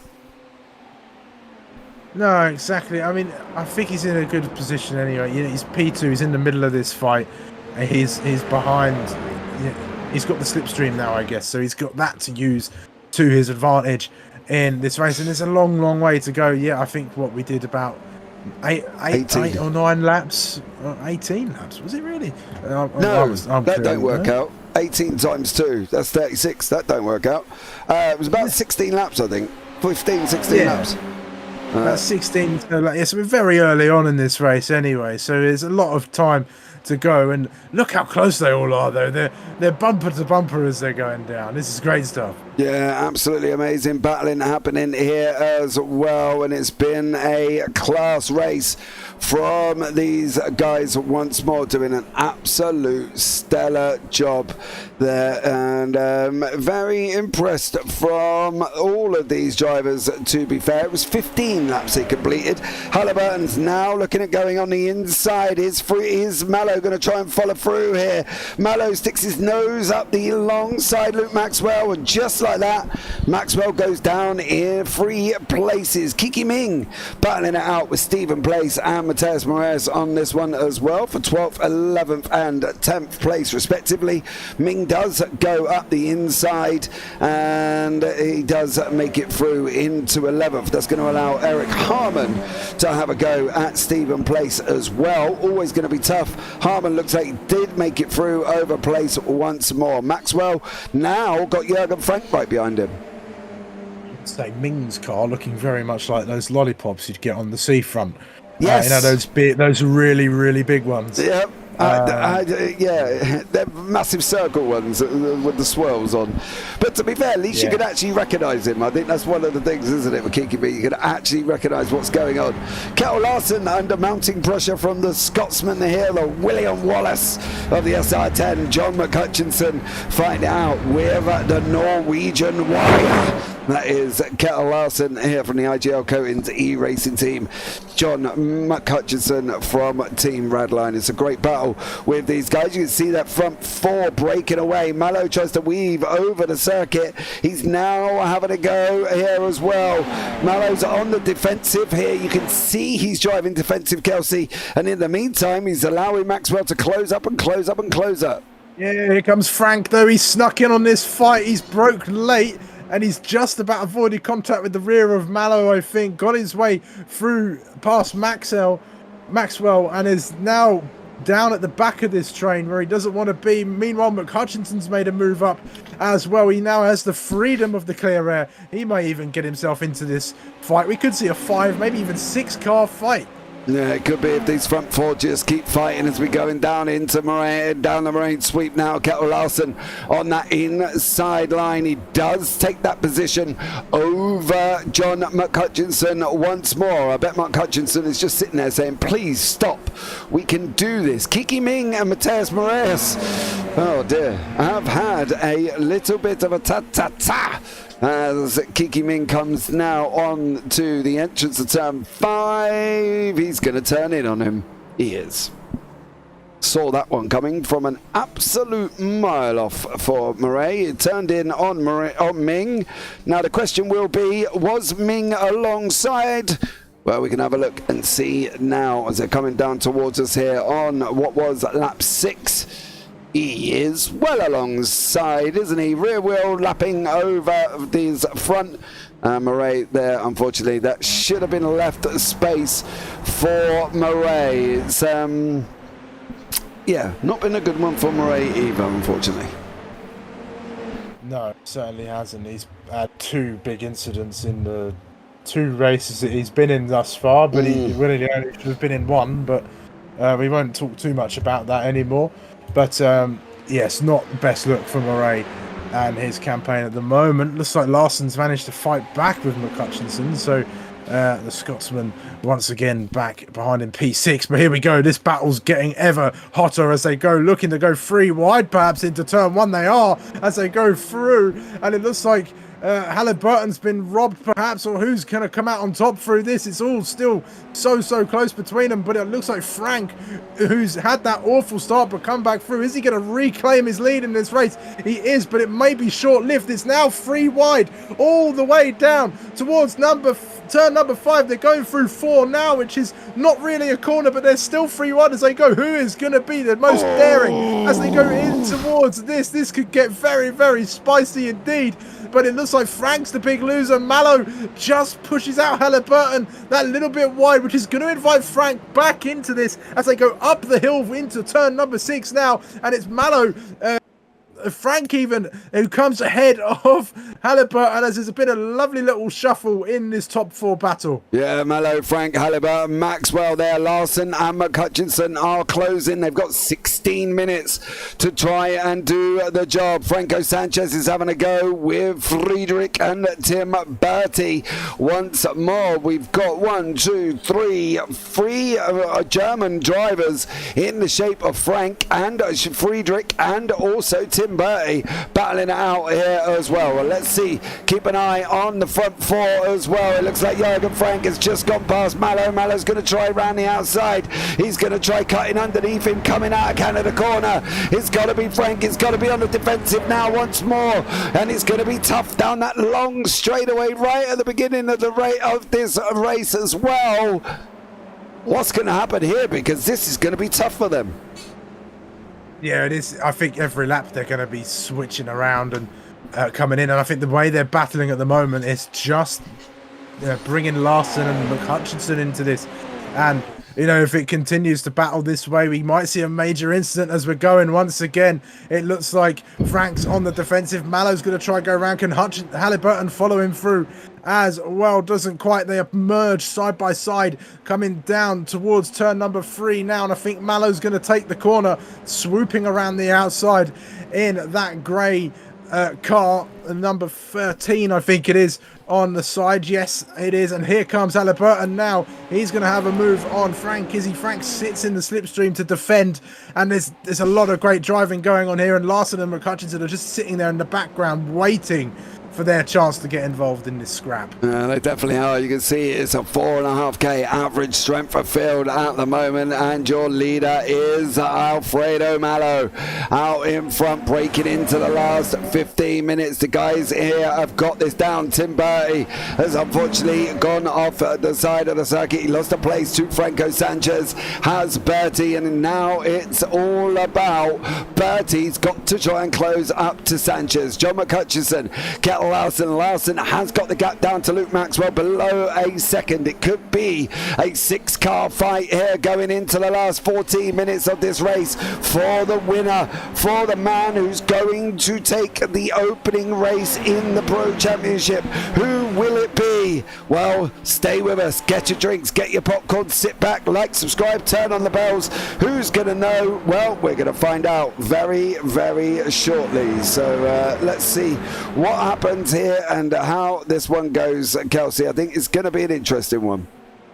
Yeah, it is. I just go through all the lap times here. Larson out of this top 6 fight at the moment. He's the slowest out of the 6 drivers who are all fighting. He's on a 59.758. And then if we take a look through, there's Halliburton on a 59.570, that is. Then there's a 5.62 from McHutchinson. Then it's a 5.16 from your leader at the moment, Mallow, who's putting on some defensive moves once again. And then you've got Luke Maxwell on a 59.393, and your fastest driver out of these 6 and fastest driver on the circuit is currently Jürgen Frank in the car number 176 with a 59.024 out there. So, and he's closing in on Mallow, trying to go for another move. Side by side going down into turn 5. Mallow on the inside. Maxwell's trying to have a go at Halliburton as well. There's got to be room left. That is how you leave room at this time. And these 4 still battling it out. Larson's gap's down to half a second. It's going to be a 6-car fight going into the last 13 minutes. Alfredo Mallow, Jürgen Frank, Halliburton all battling it out. Luke Maxwell, Kettle Larson and the Scotsman John McHutchinson all coming into it here, and now it's going to get interesting. Kelsey, who's your money on out of this top 6? Because it could be anybody's. I don't know, it could be. I think I'll put my money on Frank. He's very fast out there. He's come all the way from P6 after the start to come back into this fight, and he's been driving exceptionally well, and they're all doing an incredible job. And I think I was going to say McHutchinson, he needs to not get frustrated at this stage. He's stuck behind Larson, the slowest of the 6 cars in this fight here. And, you know, he tried to make a pass a few laps ago, couldn't quite keep it as Larson got himself back ahead. But I think if McHutchinson can get ahead of Larson's car, then he can get himself much more cemented into this fight, and they can maybe drop Larson and it will be a 5-car fight rather than 6. But currently Hutchinson with the biggest gap out of them, and it's going to be hard to tell, James, because there's so many straights, so many opportunities for moves that it's going to keep shuffling as Frank takes the lead. Yeah, it does. Alfredo Mallow, Jürgen Frank running side by side. Mallow manages to hold on here as well. Does a great job keeping back Frank at the moment as they're going into turn 3. Through they go over the curb. Now we're going to see the gap start closing down, and McHutchinson needs to close this gap. Otherwise, it's going to be dropped like a bad penny for John McHutchinson, and he will not want that. Frank's now having a go at Mallow. Halliburton's tucked in once more. Maxwell's there. Larson's there. Who's going to get this? Mallow's going to try and have that inside. Halliburton's now going to try and cut back on that run up into turn 6. Up over the hill they go, under the bridge through turn 6, and it is Kane Halliburton that puts himself into 2nd place. Jürgen Frank down to 3rd. That's assisted John McHutchinson to get his lap that time down below that 7/10 mark. So it's still going off now, and now Kelsey, and now we've got a 6-car fight. Oh yes, we do. They're all close to each other, so close that they're almost touching as they're going around this Road America circuit. It's great stuff to watch, absolutely edge of your seat stuff. And Mallow's opened up that bigger gap now. He's got about 6/10 to play with, but it's not going to be enough. I think they're still going to be brawling all the way to the checkered flag, I feel, as they go through. I must say it was very smart racing from Halliburton, who sat behind Frank and Mallow as they were battling into turn 5, and he was happy to wait for the opportunity to come through. He was patient, and then he tucked himself under Frank, didn't he? Got the better run out of turn 5, and then took the corner for 6, and then got himself into position number 2. It was a great little move from Halliburton and some fantastic display of racecraft. Yeah, it is. Jürgen Frank's now coming at Halliburton once more. He wants to get that position back. Does Jürgen Frank. He's looking at the inside of turn 1. He's trying to make his way round the inside. He does make it through. Does Jürgen Frank. Halliburton's going to be there once more, though. Mallow's got about a 6/10 lead at the moment, and if they're not careful, Mallow's going to open up that 7/10 where you don't kind of get that draft anymore here, Kelsey. They've got to try and stop that fighting, and got to try and have a go at getting onto the back of Mallow once more, because I can tell you this, if they let him go, he'll be gone. Oh, and it's the same story all over there, isn't it? They all 6 of these cars want to be in Mallow's position right now. They want to be the guy in the lead. They want to be controlling the pace of this race. And, you know, the only way you're going to do that is to pass the other cars. So if you're Halliburton or Maxwell Larson and Hutchinson, you want to get past the likes of Frank in order to have a go at Mallow. But if the 5 of them keep fighting and leave Mallow to just sort of drive around the circuit in the open air as well, then it's going to be game over, really, because he's just going to run away with it. They'll spend so much time worrying about each other that they won't focus on the prize that they all are chasing after, which is a win for this race. So there's got to be a nice balance between working together and fighting one another, and Frank looks like he's got a great run through the kink. Yeah, he has. He's just made that position past Alfredo Mallow once more. Halliburton still in there. Mallow and Frank still going at it. 8 minutes of racing remaining. We got a Friedrich trying to pull away from Sanchez, trying to pull away from Bertie, then Eric Harmon in still even place, battling it out for the Americas there as well. The Europeans dominating the top 7 places, and the Americas coming in with their first front runner, which is Franco Sanchez, who has got Tim Bertie for company, the German, trying to come through. I think Bertie's going to have that run on that inside line. He is, as they go down into turn 1. There's another swap for the lead. Mallow and Frank are running side by side, but Bertie and Sanchez are also running side by side. Bertie doesn't have enough. Up front we go. Alfredo Mallow with Jürgen Frank. Is this going to end in a horrible way, or are we going to see great racing right the way down here, Kelsey? I'm hoping the latter of those two, James, but I'm so surprised they've not come together thus far. You can see Halliburton, he's got nowhere to go. He's looking for somewhere to stick his nose in and perhaps go for a move, but he's just got nowhere, and he's got to be careful as well. Maxwell got very close to him while he was sort of going left and right, just trying to have a little look into this. I'm so shocked about how they've not all come together yet. They've been so close all race long, the 6 of them, and they've just been fighting away so tremendously. Yeah, they definitely have here as well. Don't forget, you know, when you're sitting over 8k for the likes of Mallow, for the likes of Frank and Halliburton, you're at Larson at 6, John McHutchinson at 6, Luke Maxwell is the lowest at 4.3, but he's still mixing it in there as well. Their top 6 are separated here on this racetrack by about 1.6 seconds, and now we're going down into Canada corner. There's going to be about 3 laps remaining for these guys: Mallow, Frank, Halliburton, Maxwell, Larson and Sanchez. Sanchez still got Friedrich and Bertie. Friedrich has got Bertie now, but he makes a mistake coming out of Canada corner. That's going to allow Bertie to come back through, but it is this run out of this first corner here, Kelsey, where the gaps just seem to be coming down. Yeah, it does. And a little update on your times at the moment as far as the lap times for these 6. It's all changed a little bit, and I said during qualifying we might see somebody dip into the 1:58s, and we have. Jürgen Frank has set a 1:58.920, and all the drivers that little bit quicker now. Maxwell's picking up the pace of 59.0 now. He's moved up to the second quickest out of the lot of them. And I think one thing you can say about racing, James, is that, you know, it's good for you can be ranked as high as you like, I think, but if you've got a track that clicks with you, that's worth an extra few tenths of a second, I think.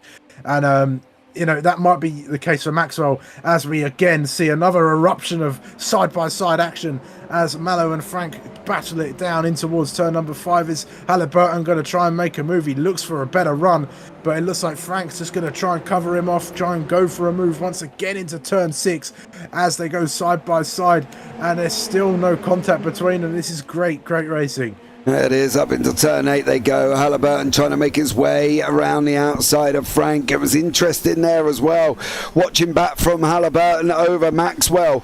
Maxwell was trying to go to the inside. Halliburton said no.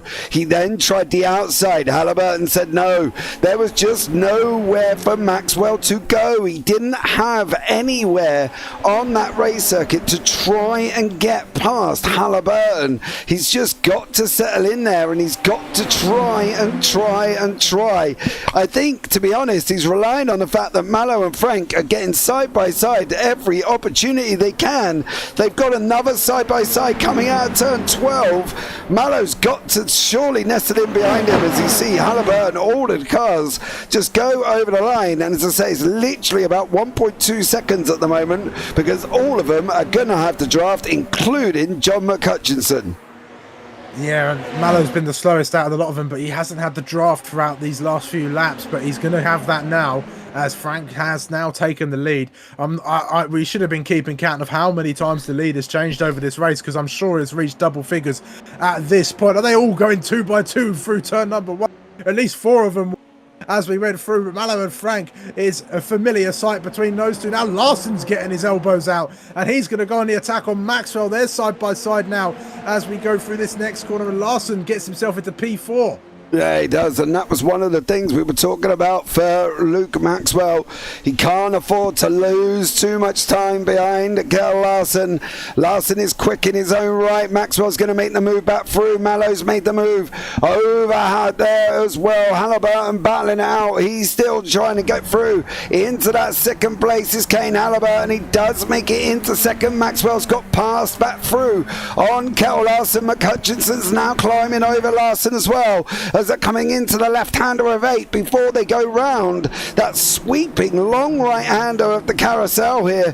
Turn 9 on that run down into the kink, which is turn 10, and they're going again. We're going to sit back and watch it from John McHutchinson's point of view on this one. Through they go over that final curve of the exit of turn 10, coming into kink. What they're going to be able to do here is just a straight one through for these cars, and now Halliburton has got Frank. He's now having to go at Mallow. CPU crash for Stephen Place, unfortunately for him. Halliburton's trying to put it up the inside. He looked all the way there, Kelsey. Didn't quite make it through this time around. No, not on this occasion, but there's still, well, I say plenty of time. We're on the penultimate lap here, I think. It's going to be ticking down. Yeah, definitely the penultimate lap by the time they reach the line. So this is it. This is what this battle has been waiting for. It's been erupting all throughout the race, and this is it. If you've got anything left in the car, anything left in yourself, now is the time to use it. And here comes Frank. Look at the speed he's got in that yellow car, the 176, trying to make a move on Halliburton. Maxwell wants to get involved as well, trying to find a way. There's no way through. Is there going to be any contact, any high drama in these last tour of the Road America circuit for the pros? Not this time as we go, but we still got plenty of corners, and Frank's got himself back ahead of Halliburton. There he has, Jürgen Frank ahead of Halliburton now. Down the Marine Sweep we go into turn 5. They're a little bit more spread out for this last lap action. Onto the brakes, off the brakes they go, these guys. 1, 2, 3, 4, 5, 6 still going at it here as well, and still going to be battling away once more with Mallow, with Frank, with Halliburton, with Maxwell, with Larson, and with John McHutchinson. I don't know if McHutchinson's got the pace here. I'm just wondering, he's not been able to make a move forward within the draft. He's been dropping some time as well. I'm wondering if he just doesn't have the pace here, Kelsey, as they come through what will be turn 9 out of the carousel for what will be the final time this evening. And at the moment it's Alfredo Mallow, Jürgen Frank, Kane Halliburton, but this could all go off down into Canada corner. Yeah, it certainly could. There's a long run down towards the Canada corner now. If anyone's going to get it, there he goes. Here's Frank. Is he going to see it around the outside? Halliburton, look at the closing speed he's got, but he's just met with a wall of red lights and SR10 rear as he has nowhere to go. And let's see, Mallow emerges. Maxwell, Frank's dropped it as well. So Maxwell has got himself onto the last place at the podium in the final stages of this race. Yeah, Maxwell putting it into third here as well, but it is going to be Alfredo Mallow. He's trying to bait the draft as well on that run down to the line. It's going to be Mallow, it's going to be Halliburton, Maxwell, Frank, all over the line together with McHutchinson in 6th. What's going to happen with Sanchez? He is going to hold on from Burt. He is going to hold on from Friedrich there as well. Eric Harmon's going to come over the line, and a job done for him once more. Great racing from all of these pros, and we've got Buson battling away with Murray. So in the pros, it was Mallow took the win with Halliburton in 2nd place. A great job from him with Maxwell in 3rd, Frank in 4th. So yeah, an interesting one here as well. And your pole man out of all of that was Jürgen Frank. So Frank's going to get an extra point. So he's going to get 18 is Jürgen Frank. But let's bring you up the results of this one, and we can give you the full rundown. It was Alfredo Mallow in 1st with Kane Halliburton 2nd, Luke Maxwell 3rd with Jürgen Frank in 4th, Kettle Larson in 5th, John McHutchison in 6th. The top 6 separated by 1.5 seconds. Franco Sanchez 7th, Tim Bertie 8th, Andres Friedrich in 9th, Eric Harmon 10th, Mateus Murray in 11th, Buson 12th, place 13th. Kiki Ming and Vizcara there did not finish the race, and as you can see, Stefan Mellis was not in this race here either. Right, guys, we're going to pop back on to that fun, wonderful BRB screen as we're looking at changing sessions for Spa with the AMs.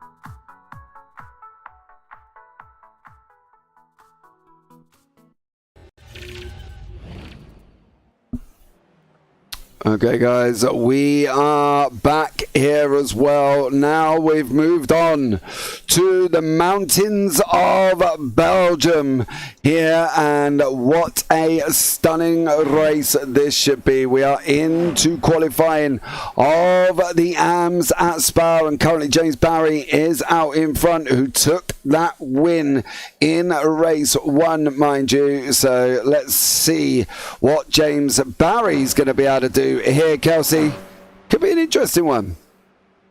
Yeah, it could be. We're nestled in the what they sort of call as a microclimate of the Ardennes in Spa-Francorchamps. It's a lovely little racetrack. It's iconic, in fact.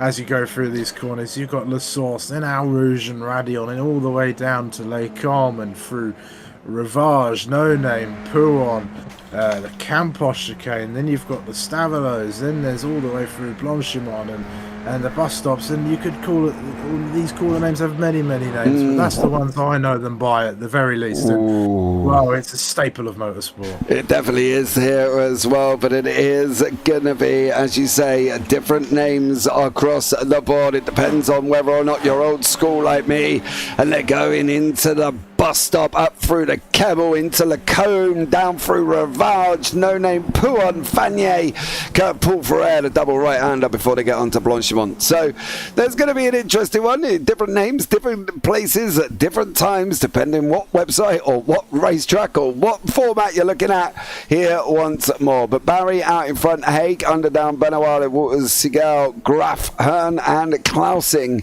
here once more. Let's bring you up to date with the AM standings, okay? So while they're driving around trying to get some times on the board, this is the situation. James Barry, Kim-Andre Bjorklund, Max Siegel, Ben Underdown, Mike Clausen, Joel Jacklin, Cedric O'Hearn, Richard Hearn, Stefan Mellis and Andrew Inop. There are your top 10. Then you've got Krasik, Benawala, Davies, Robertson, Kadru. Is it Kadra? Kadra, it's got to be, right? Gordon Haig and David Walters there as well. Now in the pros, we've had the standings come through, and it is Alfredo Mello out in front with Kane Halliburton in second, Jurgen Frank in third, Luke Maxwell, Kettle Larson, John McCutcheon, Franco Searches, Tim Burton, Andres Friedrich and Eric Harmon round out the top 10. So great racing from the pros in that one, though. That was very good going into the it was good going all the way through the race, to be fair. How they didn't make contact, I would never know. But then again, I suppose they're 8K for a reason. Yeah, I think that's got to go down as one of the best races I've ever had the pleasure of commentating on. That was absolutely fantastic. From the word go, the 4 of them were nip and tuck, and then there were 6 of them halfway through the race because they were fighting so much that you had Larson and McCutcheon who caught often to the back of it, and they may not have been able to make up much of that fight, but they certainly made it more interesting with the top 4 having to keep an eye behind them as Maxwell was coming under pressure, and Frank and Halliburton and Mallow were all fighting each other as well when they had the pressure of something happening. I'm so shocked that they didn't make contact. There were so many moments where they were 2 abreast, and there's a few times where they were going 3 into one corner, but they were all doing an exceptional job, leaving each other space, being respectful, and able to give us one fantastic evening of racing. And I'm hoping they can continue that on to the race after this, but for now we're here with the AMs. Yeah, we are here with the AM fight of James Barry, Bjorklund, Inop, Haig, Underdown, Hearn, Benawalid, Walters, Siegel, Graf has joined us for this one. Clausen, Robertson, O'Hearn, Jacklin, Max Davies, Stefan Mellis here as well. So let's see what happens. Yeah, that's literally all we can do. And at the moment, Barry's out in front on a 2:12.913. I think with Spa, though, Kelsey, it's going to be that draft down that Kemmel Straight that's going to be causing the major incidents, I think, as well, and the major overtakes, because it's going to be very interesting. Yeah, it is. I think Spa, you can break it down into, it's often broken down to maybe 3 sectors, 4 sectors perhaps, but you can break it down into sort of 2 areas. You've got sectors 1 and 3, which are, at least from what I know of the track, are very high speed, and then you've got 3 that's broken up by that bus stop chicane to finish it off. And of course sector 1 that's got the source, which is probably the slowest corner throughout the whole sector, and then you get nice and twisty and technical through that middle sector. You've got to be on it, and that's where you'll see the agility of these cars really come into life. You'll see them throwing it through the likes of Puon and No Name as fast as they can, and it gets a little bit awkward going through Campos. Actually, you don't want to, the car wants to have the rear try and overtake you as you're braking into there, so you're going to have to be careful for that one. It's kind of awkward going into that first part, but then you sort of try and open it up and get on the power as early as you can through the next part of the corner, and you've got to then set yourself up for a nice run. But I think we've got, we've just had Road America where was plenty of chances to overtake, and I think we're going to have the same thing here. There's going to be there's 2 less straights, more or less, but they're longer, and there's more chance for the draft to show its true effect, as you can be. I don't know how fast these cars can manage to go through Blanchimont, but it's going to be a pretty high speed, and they'll be closing in on cars ahead of them. Yeah, absolutely. Well, we are going to come down now. All the cars are going to be able to finish off. Is Andre Bjorklund going to get that pole position over Barry on that final lap there? Bjorklund, no! He misses out by 1,000th of a second. Walters in the 213s in up there as well. Gordon Haig coming over the line, nestling it in 12. What about Mima de Graaf? It will be the last one. Stefan Mellis, no time on the board for him, but he will start down near the back of the field. So Spa's going to provide its challenges for some, Kelsey, and it's going to be a great race for others. Yeah, as you saw James Barry celebrating there, doing some donuts, I sort of sprung to mind, if somebody does manage to put in a time, which he clearly was confident that it wasn't going to happen, he would have looked a little bit silly now, wouldn't he? It would have been on one of those compilations where you celebrate just that little bit too early. Yeah, it definitely has. I'm not quite sure what Gordon Haig got himself up to here, but he's got no front nose cone on that car, so I'm just going to have a look and see where what he did. Okay, that's not going to help, not going to lie, there from Gordon Haig as he went and thundered into the barrier. So we're just waiting for the quality results to come up, and then we can give you them final results. Let's see what happens here with the AMS live from Spa. Who's going to take that World Final Championship? Don't forget, it was Barry, Bjorklund, Segal and Underdown, your top 4. At the top, it's Barry, Bjorklund, Walters, Inop, Hearn, Haig under down, and Segal is all the way down in 9th. But I think let's not count him out, because as we've seen before, he did make his way through the field. James Barry sitting on pole position with Kim Andre Bjorklund in 2nd, David Waters in 3rd, Andrews Inop 4th, Richard 5th, Gordon Haig 6th, Ben Underdown is in 7th, John Bedawalid 8th, Max Siegel 9th, Mimo de Graaf, Mike Klausing and Joel Jacklin that round out the top 12. Guy Robertson, Cedric O'Hearn, Chris Max Davies, Samir Kajwara, Stefan Mellis there as well, and I believe the last 2 on the grid are not actually taking part in the race. I'm hoping Murray does not take part in this race after he's just done the pro race where he is supposed to be. So we are just waiting for James Barry as we're going to break into the last race of the evening for the AMS. We will keep the scores on the doors. I'm sure Kelsey's working frantically in the background with his calculator or his brain or whatever you hear ticking the most. If you hear ticking, run, because there's going to be one of them there for Kelsey Gill. And James Barry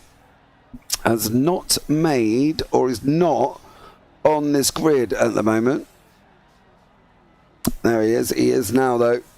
So James Barry is on the grid. He has made it. We are going to be up and running. The lights have come on them Radical SR10s here for this opening of Spa-Francorchamps. That 1 second race, last race. Who's going to take it? Is Barry going to get off the line? Is Bjorklund going to get off the line? We're going to find out in the next few seconds. The lights are coming on. 2, 3, 4, 5.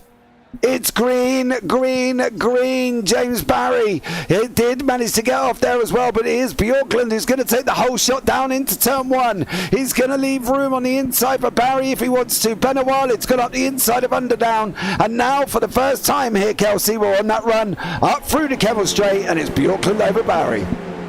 Yeah, Bjorklund once again gets an incredible launch out of his grid slot and ahead around the outside of the source. A great little run, but he'll have a long way to go yet. This is only the very, very beginning of this race. There's so much story to be unfurled. What's going on toward the middle of the field? They're all jostling for a position, all trying to get themselves a little bit of slipstream as they head down towards Les Combes for the first time this evening as they go through. Any contact between drivers at the moment, not quite. They're going through a nice Tiger livery SR10 there, going through, looks all clean, much better than the first race. Yeah, it definitely does at the moment. That is, of course, Max Siegel battling away with David Waters, who's down 5, did not get off the line well. Gordon Haig has gone round, coming out of Rivage. Was that Gordon Haig all on his own, or was there gentle bit of helping? There was help from Ben Underdown there, and unfortunately for Haig, he's dropped down the order. So let's get back to the live racing, and it is Bjorklund out in front there with Barry tucked up right behind him. Then they got Richard Hearn, who's fighting out with Seagull, who's up 4 places, 3 places now as he's just lost a place. 2 Underdown round the outside, coming into Kirkpool for air. David Waters is in this mix once more here as well. John Benawal and Guy Robinson, but it's all about these front 2. It's all about James Barry. It's all about Bjorklund. Who's going to get it here? Because Barry's already got a point, let's not forget, over Bjorklund due to the fact that he took that pole position. So +1 for Barry already. That's put him up on 22. So it's going to be tough for Bjorklund now. Yeah, it certainly is. I'm just working away at the calculator. If it all finishes as it is, it's going to be Barry's, well, Barry 42 points, and I think, yeah, he'll still win it even if he finishes P2, I think. The point difference isn't going to be too much, so Barry would actually need to drop down even further if Bjorklund's going to have a chance of snatching this. So Barry's not got to do too much work in order to get this one. No, he definitely hasn't, but there is a close one behind with Richard Hearn and Ben Underdown. Underdown's looking races. He's going up now through El Rouge Ramadi on over the curb they go. Here comes Ben Underdown in that little pocket rocket SR10. He's going to try and have a move surely down into Lacombe. We go round the back of the trees. Not an ideal shot. They're coming down towards us now. Underdown did not make it through. Neither did Seagull. Neither did Waters. Kajora up 9 places there as well, with Andrew Sinop sitting in front of Benawalid. He's going to have a go as well. Gordon Haig has now jumped back to the pits here, and unfortunately for Gordon Haig, it's not going to be a great evening for him. I think he's just going to nestle in and unfortunately take the well, I think it's probably going to go out here as well, and he does do it in ceremonious fashion, says Gordon Haig, who's probably highly frustrated with himself once more, as we're now going into the last 26 minutes on lap 2, and at the moment it's Bjorklund and Barry, and we think by the maths it's going to be Barry's championship here, because there's no way Bjorklund can get him. He needs Barry either to make a mistake and put himself off the side of the circuit, or he needs Richard Hearn to pressurise Barry, and at the moment for Richard Hearn, he's got Ben Underdown tucked up right behind him.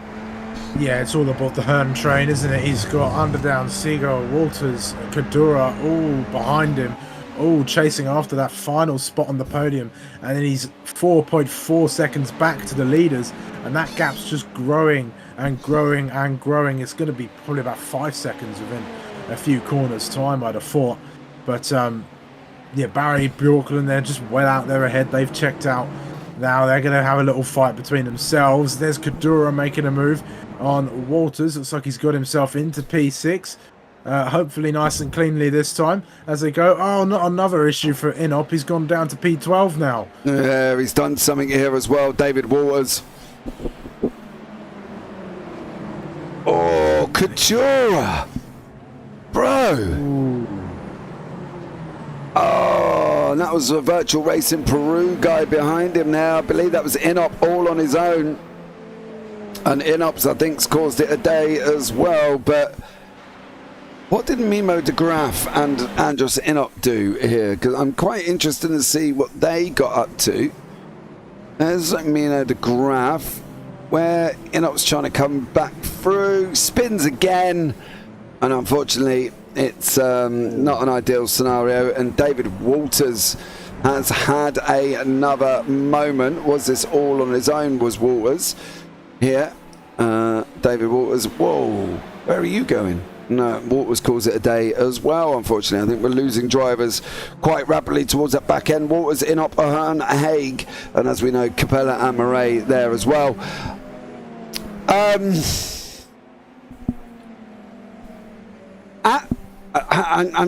trying to choose my words in a way where I probably am not going to offend this gentleman. Now, I'm not really sure which other way to put it, right? Because normally I don't mince my words, guys. If anybody knows or knows me, I normally come out and say it as it is here. Didn't have a great first race, right? Did Kajura. He was involved in 2, I think maybe 3 incidents.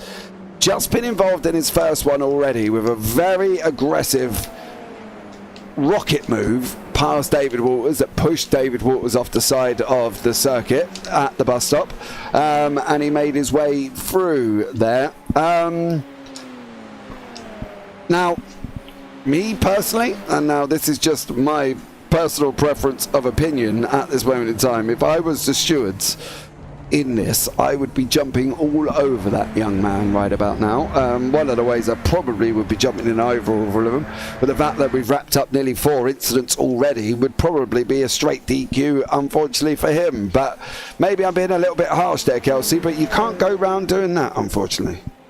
No, I think it's maybe his first incident in this race, but you know, you've got to look at the race prior as well. You know, maybe that's sort of black and white flag worthy again, or, you know, it could just be a straight black flag. But I can tell you one thing's for certain. After these races are wrapped up, the stewards are going to have a little bit more than a stern talking to Kajura, I think, because... the problem is on that one, he come from so far back. I think that was the thing. If he'd come back from a normal length, that would have been okay. But... look, he's nowhere near Walters, and that is just crazy. That is just borderline ridiculous. That's borderline. You're giving everybody in a Red Bull livery the stereotypical move.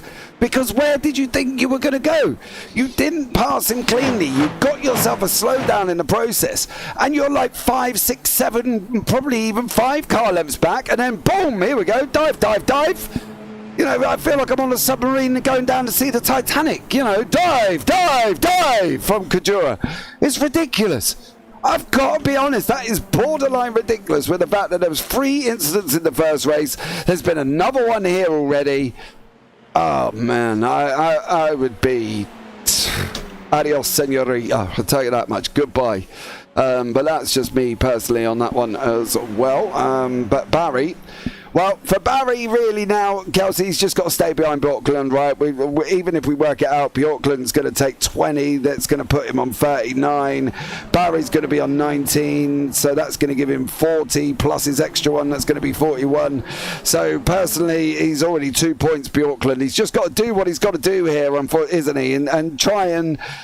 do something. Me personally, I don't know if I would let Barry through and try and pressurize Barry into a mistake or do something, because that's really his only hope at the moment. Yeah, maybe Bjorklund's better off trying to fend off Barry, I think, perhaps, because if race drivers are quite predictable creatures, they all want to finish in the front, don't they? So there's no way Barry's going to back off from this. And look, he's closing already as they go down the Kemmel Straight now.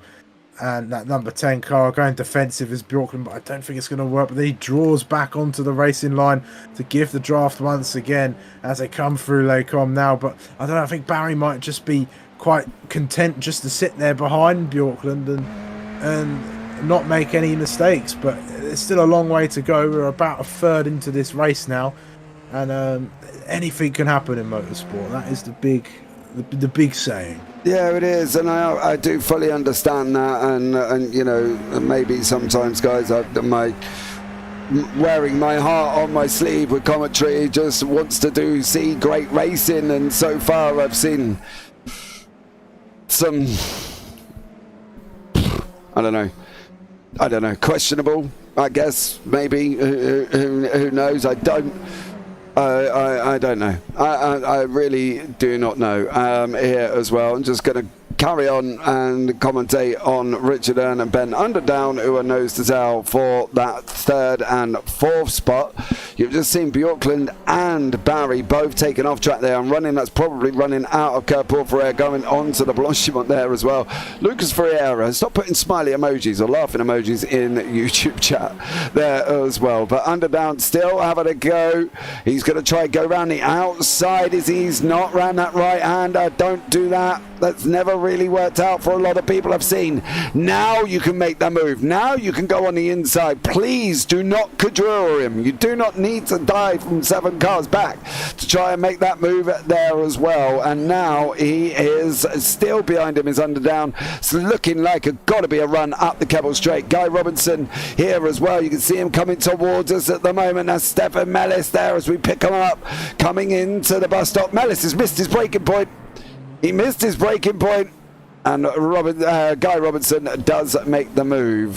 So there you go. Great job from Guy Robinson there once more. Richard Hearn, Ben Underdown still going at it. Barry not making the move past him. Kelsey, as he say now, he's probably just sat there chilling. Yeah, I think that's what I'd be doing as well. I mean, yeah, you want to go for the win, but you don't really have to, do you? Your championship's more or less your championship's more or less said and done once you sort of work it out through the maths. So he doesn't really need to go pushing all too much. But maybe he'll do it in the last few laps when he's got maybe a bit more risks to take. But we'll wait and see. Meanwhile, Underdown, has he had an issue, or just get past him? No, Ben Underdown, I think he spun it up. Coming through here into Lacombe. He's done it on the exit, I think, into Mamadi. Here we go. He's going to be kicking himself now, because that's not only dropped him further down, he's dropped him down into Kujura. Here, as they go into Pouron, and I swear this pass better go cleanly. Lucas Vieira, can't help while you comment about dive bombs. Well, you know, I try, Lucas Vieira, and I'm trying to keep calm about it, but unfortunately my love for racing just appears out and comes out in a way that doesn't always like it, and sometimes I do end up in the steward's room, I'm not going to lie. So, you know, hey-o, free spoken, free speech, we say, Kelsey Gill, don't we, while we commentary? Yeah, certainly. I mean, I certainly sit on more of the impartial territory as a commentator, but you know, I have different modes for everything. I know what it is to be a race steward. I know what it is to be a racer. I know what it is to be sat in the booth here as well. And we've got to be as objective as we can. Although every now and again we have our favourites or stuff like that. And yeah, Ben Underdown, he'll be absolutely kicking himself actually going through Malmedy and dropping it like that.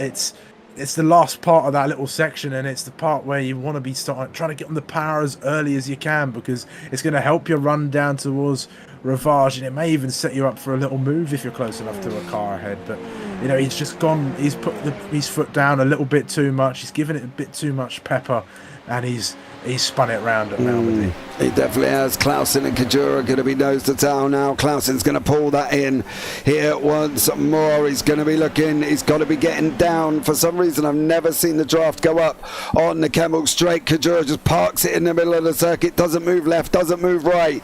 Now can Clausen have a go here? Can he get through for Mike Clausen? He doesn't. He loses a lot of time going through Lacombe. And unfortunately for Clausen, he drops back away from Kajura as they're going down into Ravage, while Kajura does close up a little bit of time over Ben Underdown. Back up front, we've got Barry and also Bjorklund. Same as they were, I think. This is where the difficulty is going to come in for us now, because we're expecting Barry to just sit there for 15 minutes. He's going to come out of this 2 points ahead with pole position. So, you know, if Barry is aware of that situation, man, I would just follow him. 8 minutes to go. 8 seconds, sorry, to the guy behind. They're coming. Richard Hurden there is driving all on his own in no man's land. He's got Siegel 2 seconds back. While behind that. Underdown, Kajura, Klausing, all losing time here. I would say this is the closest battle on screen or in the race, Kelsey, but I just don't think they're going to battle. I really do not think. I think this is just going to be as it is. As it is, and hold it. Yeah, if I was in Barry's position, I think I'd be doing the same thing. I'd be sitting there thinking, right, I don't need to overtake him. I've just got to focus on my race. I've got to keep it nice and consistent, not make any mistakes, and see the checkered flag. But, you know, if an opportunity presents itself, maybe I'll send a little cheeky move. If the opportunity arises. Who's that round? That's Kajura. And you say karma works in his wonderful ways, and, well, there it is. That's as much as I'll say. That's as much as I'll venture off of the impartiality bench. But he's given it too much out of the bus stop and has ended up in a nice meeting with Barry R. There he is there as well. Reversing. No. Oh, dearie me. So there you go. Chris Max Davis has had a moment, but I believe that may be on the fact that he's just entered into the pit lane as Chris Max Davis. So I've got a funny feeling he has gone into the pits. It looks like he has, and he's just taken it. Yep, he has. He's gone into the pits. Ben O'Wallid is now under pressure from Ben Underdown. Underdown's trying to make his way through and recover after his incident, of course.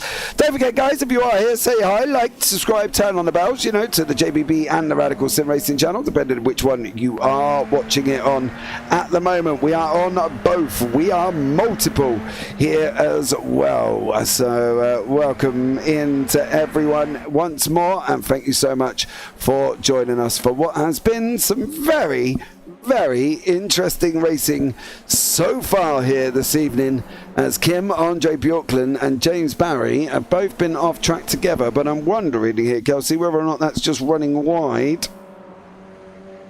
There's one. Yeah, it is. It's running wide, isn't it? Out of Pole Ferrer and then through probably onto Blanchimont. Yep, same again. 4 wheels off the side of the circuit, but them two. So that's racking up their off tracks, but at the moment, they're still fighting out here.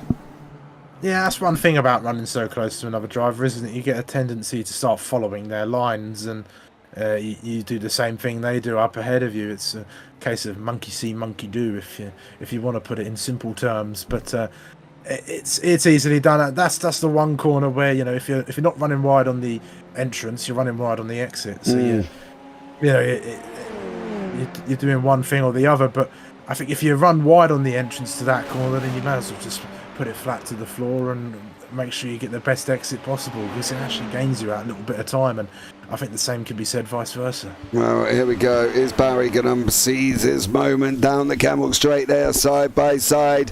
Barry on the right, Bjorklund on the left. Doesn't go for it again. He doesn't go for it, just holds station. What's happening with Underdown and Ben O'Wallid as they're now onto that Camel Straight. Coming down into Lacombe. Is Ben O'Wallid going to defend? Underdown sticks his nose out. He's going to make it through, I think. Is Ben Underdown? He does make it through over Ben O'Wallid, and Underdown are still trying to recover through. Kajura's into the pits. He's in the pits at the moment for Samira Kajura.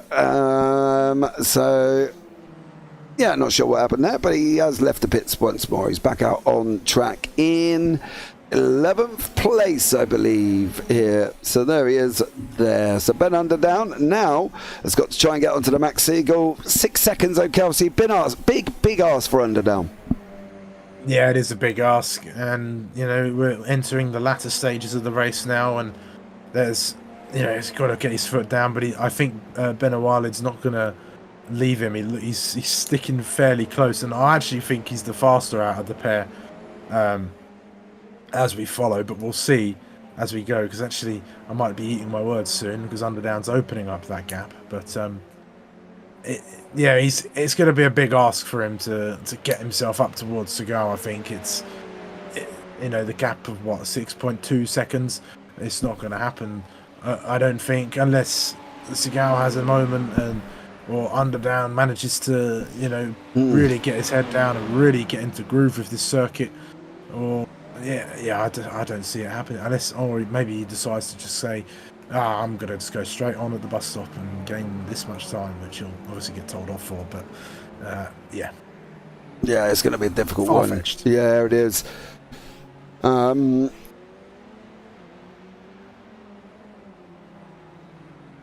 2:13.35 from Underdown, 2:13.39 from Seagull. So, yeah, that's not going to be likely to be happening. What's going on the front? They're running side by side again. And Barry, again, does not make that aggressive move. He doesn't, as we said, need to. Benawalid is going to get the draft now over Underdown as they just come onto the Camel Straight. 9 minutes here as well. Is this going to be Barry's final? Is this going to be Barry's win? Well, to be honest, unless he makes a drastic mistake, it definitely will be Kelsey, won't it? Yeah, 100%. He needs to have dropped down. I think he'd need to finish 4th or lower in order to lose it, because he'd lose out on just enough points with Bjorklund going up to 38, then maybe it'd be 5th or lower then. No, Bjorklund, I've got Bjorklund on 19. If he takes 20 for this win, he's going to be on 39. Barry's 2 points ahead. So if Barry drops down to 2019 18, he's got to go down to at least 3rd to get 18 points. 19 onto his 21, so no, 3rd's not going to do it. 4th, he's got to be down in 4th or lower, and I can't really see that happening unless he makes a grave error.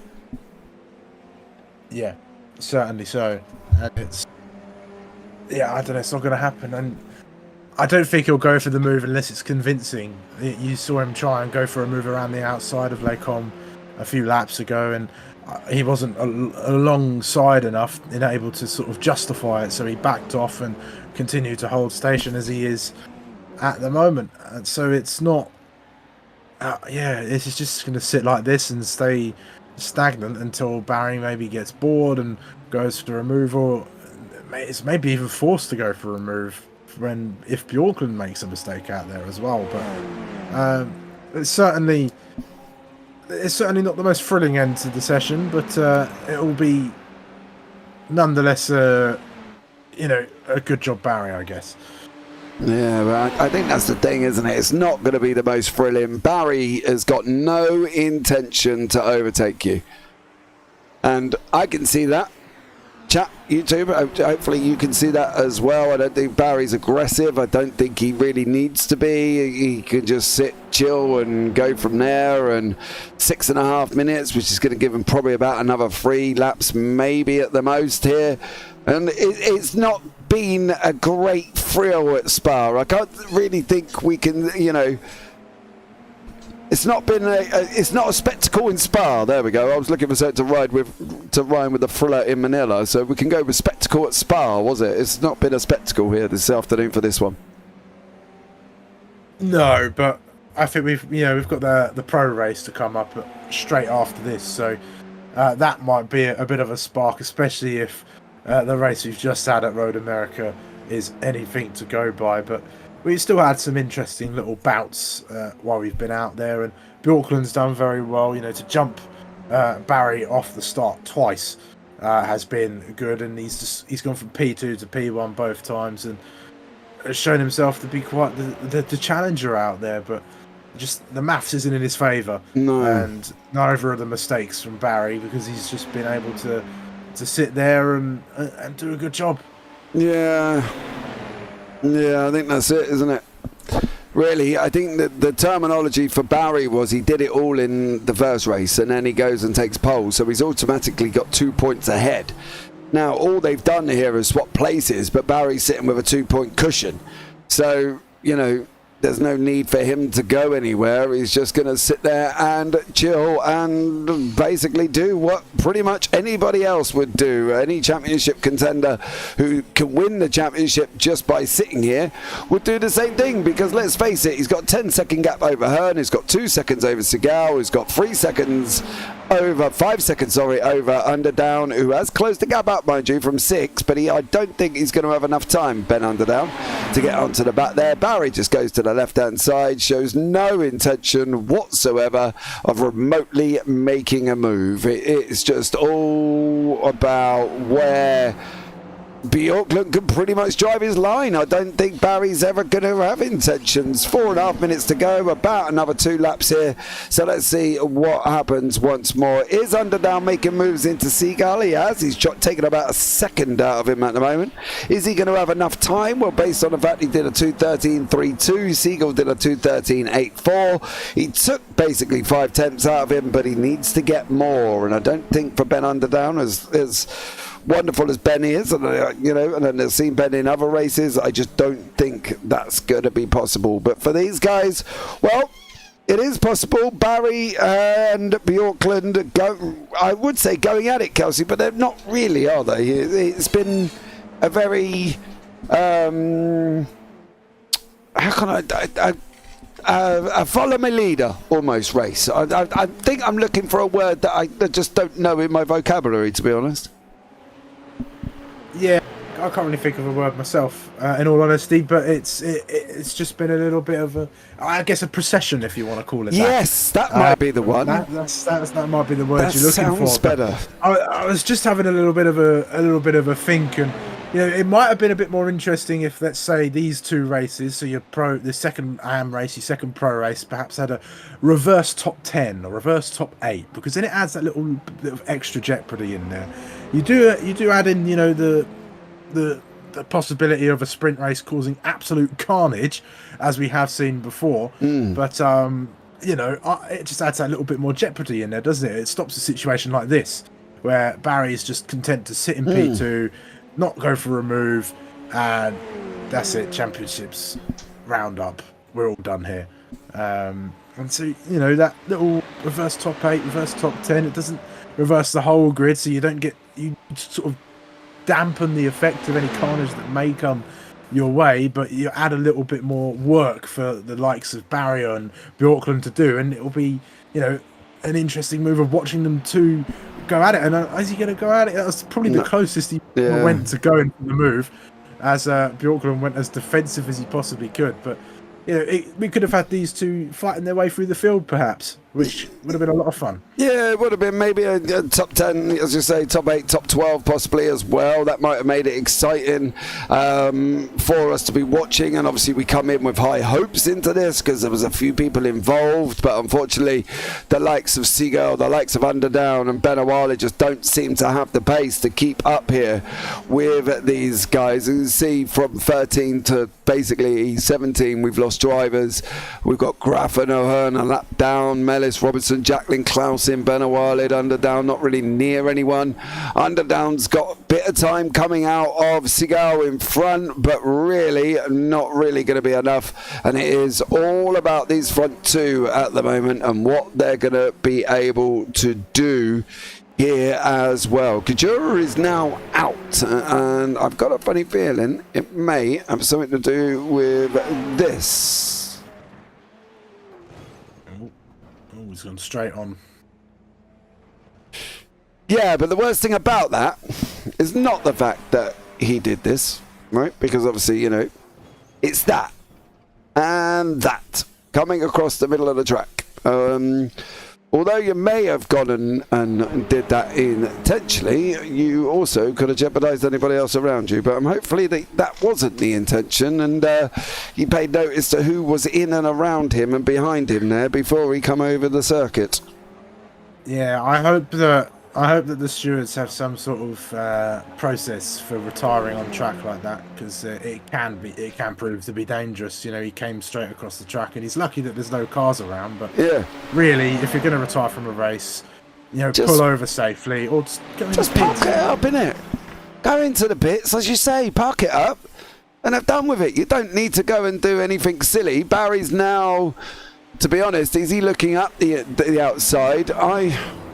It's the last lap. He's going to give it a go. But for Barry, I don't really feel there. Maybe he doesn't know what we know, Kelsey. Maybe that's the problem. He doesn't quite know the ins and outs of where he's sitting at the moment and wants to have a go. The problem is with having a go is he can end up jeopardising his race, and that's going to be worse than anything.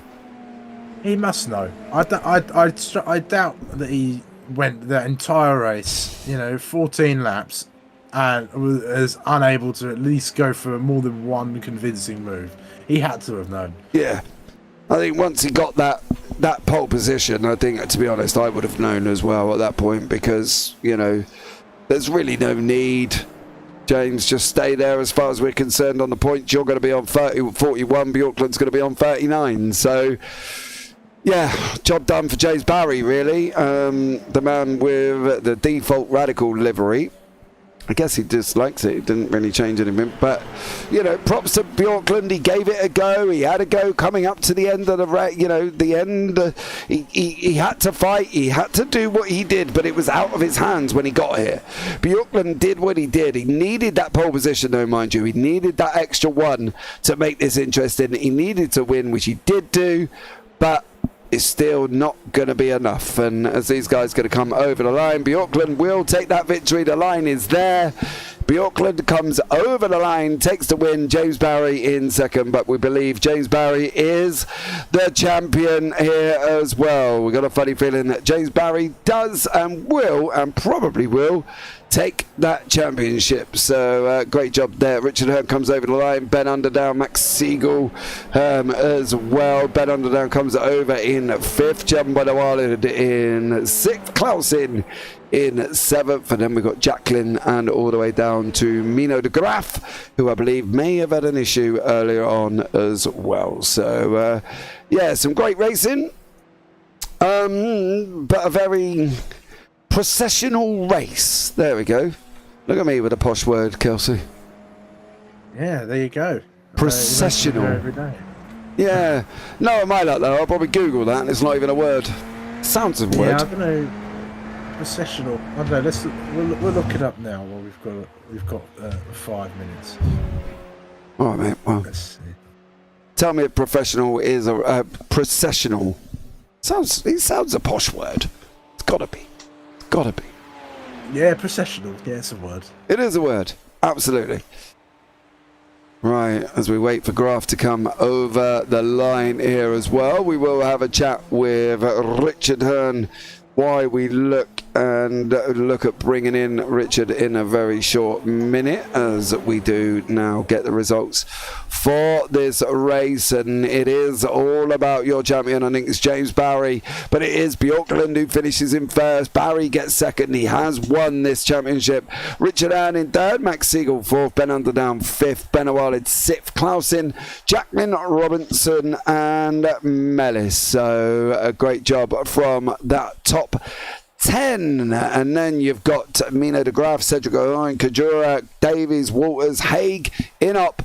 There are your last of your finishers. It's been a very interesting evening in the AMS, but James Barry is your champion. We're going to take another short break, guys, as we switch over to the pro session, and then we'll have a chat with Richard Hearn and Kim Andre Bjorklund. We will see you after this short break.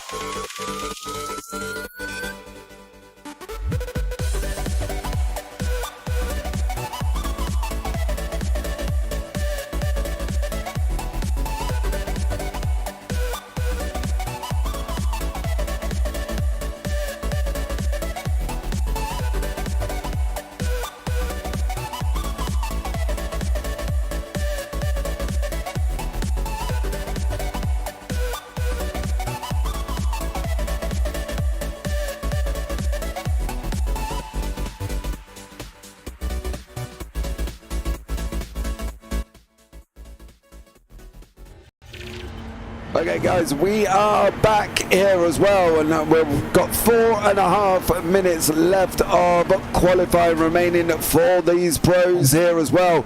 We're going to bring all the guys in here as well, because it's going to be a very quick chat, because we've got 4.5 minutes of the pros qualifying left, and at the moment we've got Maxwell out on pole. Let's start with your third place man, Richard Hearn, here as well. Richard, welcome in, sir. How are you? I'm doing good. How are you? I'm not bad at all, buddy. Not bad at all. To be interested, some interesting racing there, mate. And for everyone as well. How's it been for you?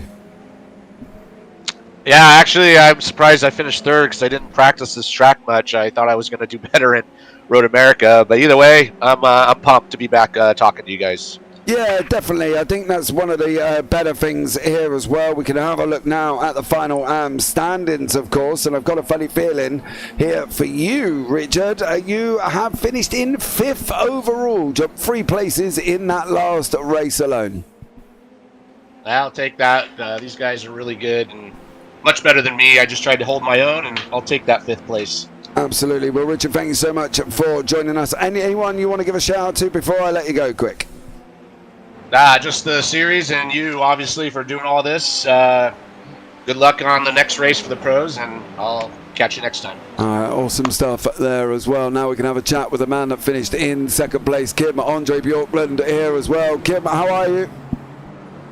Yeah, I'm great. I had a bit of unlucky moment at the first race, but shit happens, as I said. And language on the broadcast, as we said. What? No swearing, Kim. Oh, okay. Yes. But look, overall, you did everything you needed to do in that second race. You know, James had pole. He was already 2 points up from the end of the first one. You had to go out and win the race. You did that, and unfortunately, all you had was James following you around for the circuit for the whole time. Yeah, I should have. I might have gotten pole both races, but some small mistakes in my last quali laps both races, so it is what it is. It is what it is, young sir. Well, congratulations on your 2nd place there as well. Anyone you want to shout out before I let you go? Yeah, of course, my teammates who's backing me and pushing me every time, and you guys for broadcasting this thing, and of course Sandro who is trying to do the best for us to race. Yep.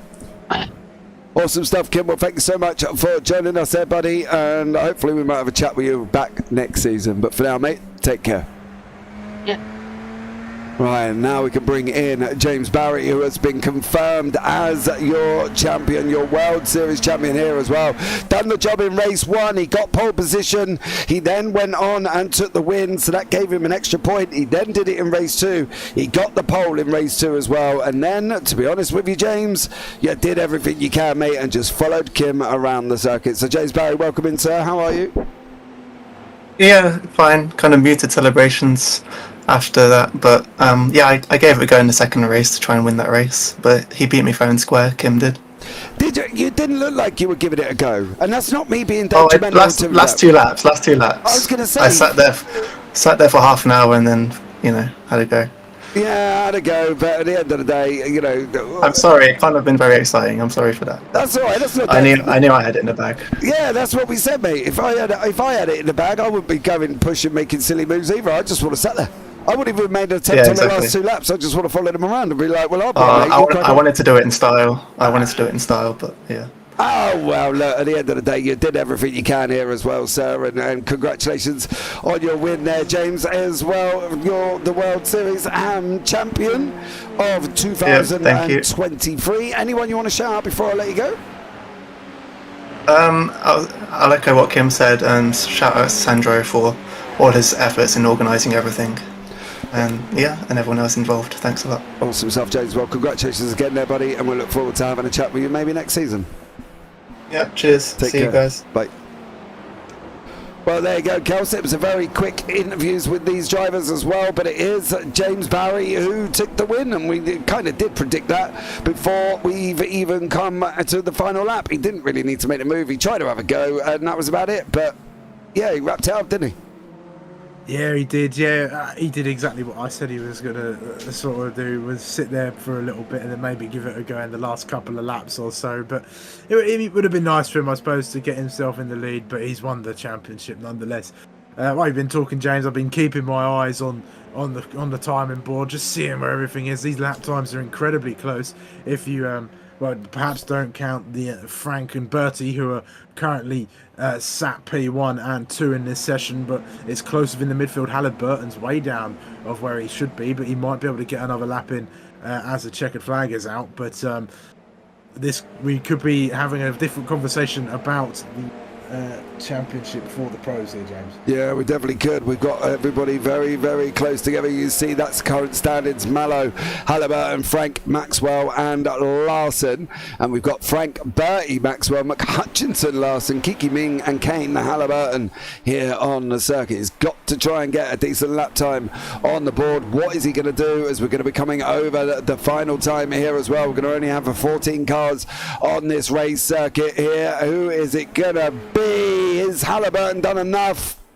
No. 2:12.6, still within 6 tenths as everybody else comes over the line. Jürgen Frank there as well. Looks like he's coming over the line once more here as he goes round Blanchimont into that long left-hander. We're going to be up and running very, very shortly, guys, as well. As I say, we've lost some cars. We've got 14 in the session registered at the moment. Buson does put a little time on the board, 2:13.351. So let's keep a close eye, I should say, on this one. And that's the last of the runners, I believe, as well. Andre Friedrich has come over the line and stopped. So yeah, great job from all of these guys. And now we can bring you up the results very, very shortly once we just wait patiently for them to appear. Come on, Franco! Franco Sanchez all the way down in 12th, though, young sir. So it's going to be tough there. It's going to be tough for Franco, I think. Franco Sanchez in 12th place. Right, when we can get the grid.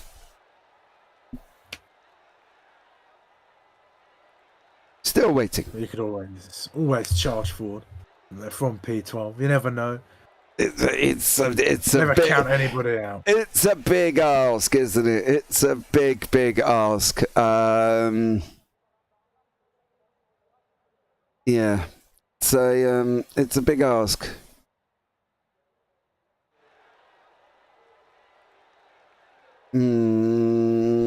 Still waiting. If you're wondering, I'm not just sitting here ignoring everybody. I am still waiting for the results to come through. Wow, such close gaps on these lap times as well. Yeah, literally second.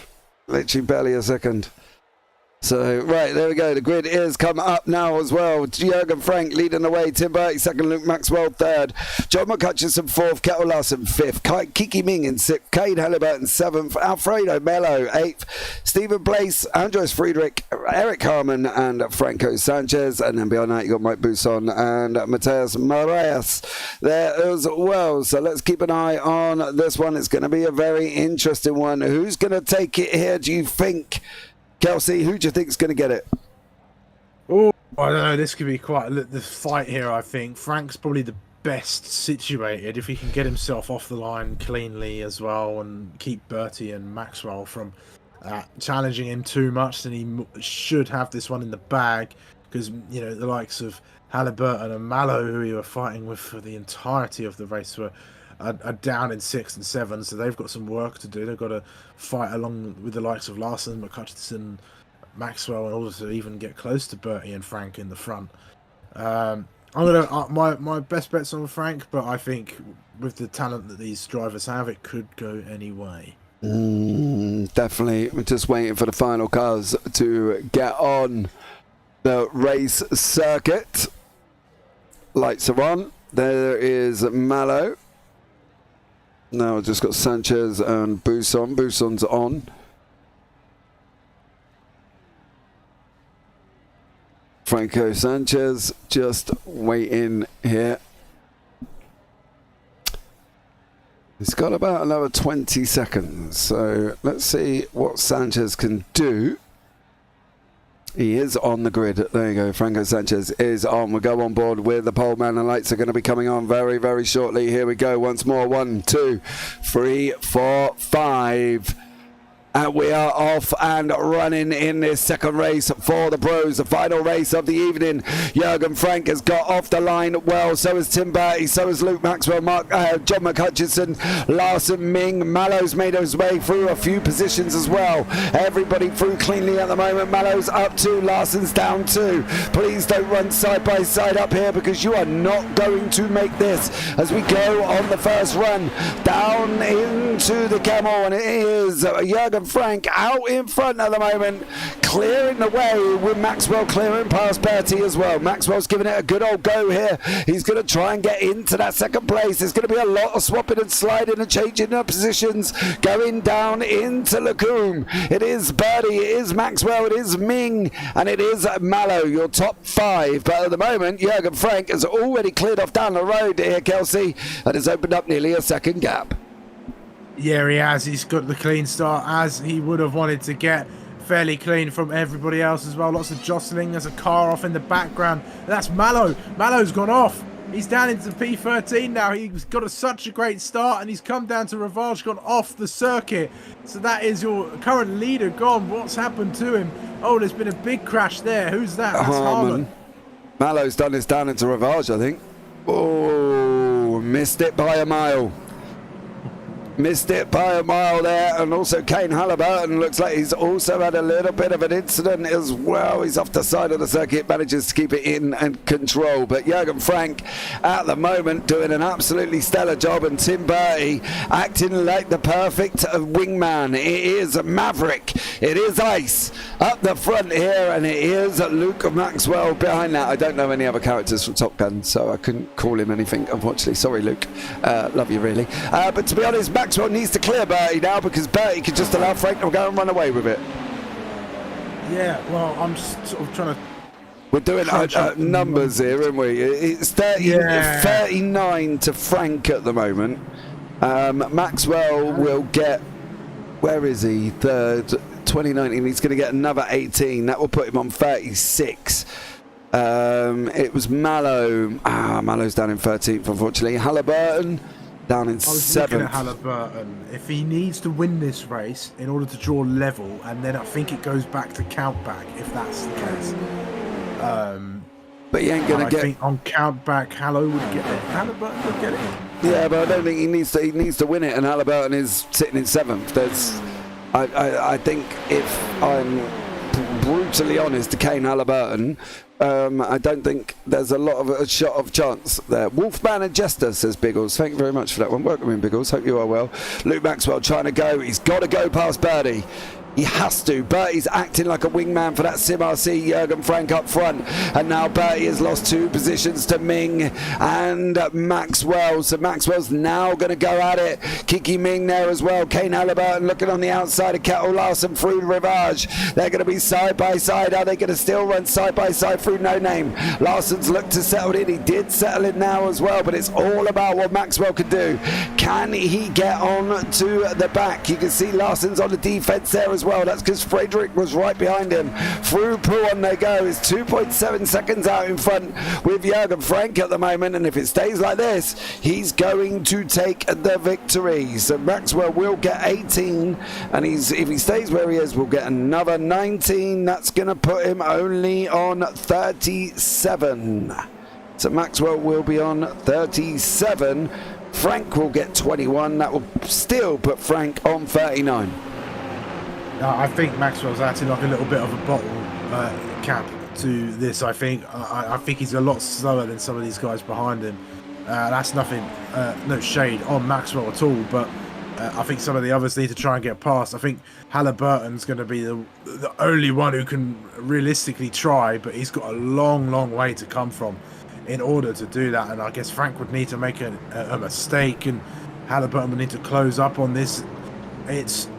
I think the writing's on the wall for the time being, but that being said, there's still plenty of opportunities for something to happen here, and we're going to have to keep an eye on this fight as it goes through. And I'm just looking at lap times at the moment. Frank is about a second quicker than everybody else. Yeah, McHutchinson's made a mistake and put himself down into 12th. That's going to be, there's somebody on our outside. That's going to be Mallow. Are we going to be running side by side up through this one? We are on the moment, and he does make it through, I believe. Here, John McHutchinson holds on to that position. Is he now going to be able to get Mallow? Mallow's looking at trying to come up him as well. It is Alfredo Mallow's going to clear McHutchinson. Buson's got nowhere to go. In front, Sanchez and Moraes. Sanchez does clear Moraes there as well. So great job from Sanchez. Maxwell has got to try and get on to the back of Jürgen Frank. And at the moment, Frank's opening up 3 seconds here. And Halliburton sitting in 4th. He needs to clear Kiki Ming to be in really with any open shot of getting him, and even him in the current situation here, Kelsey, is only going to score 37 even if he gets into second place. No, 38. Yeah. 38.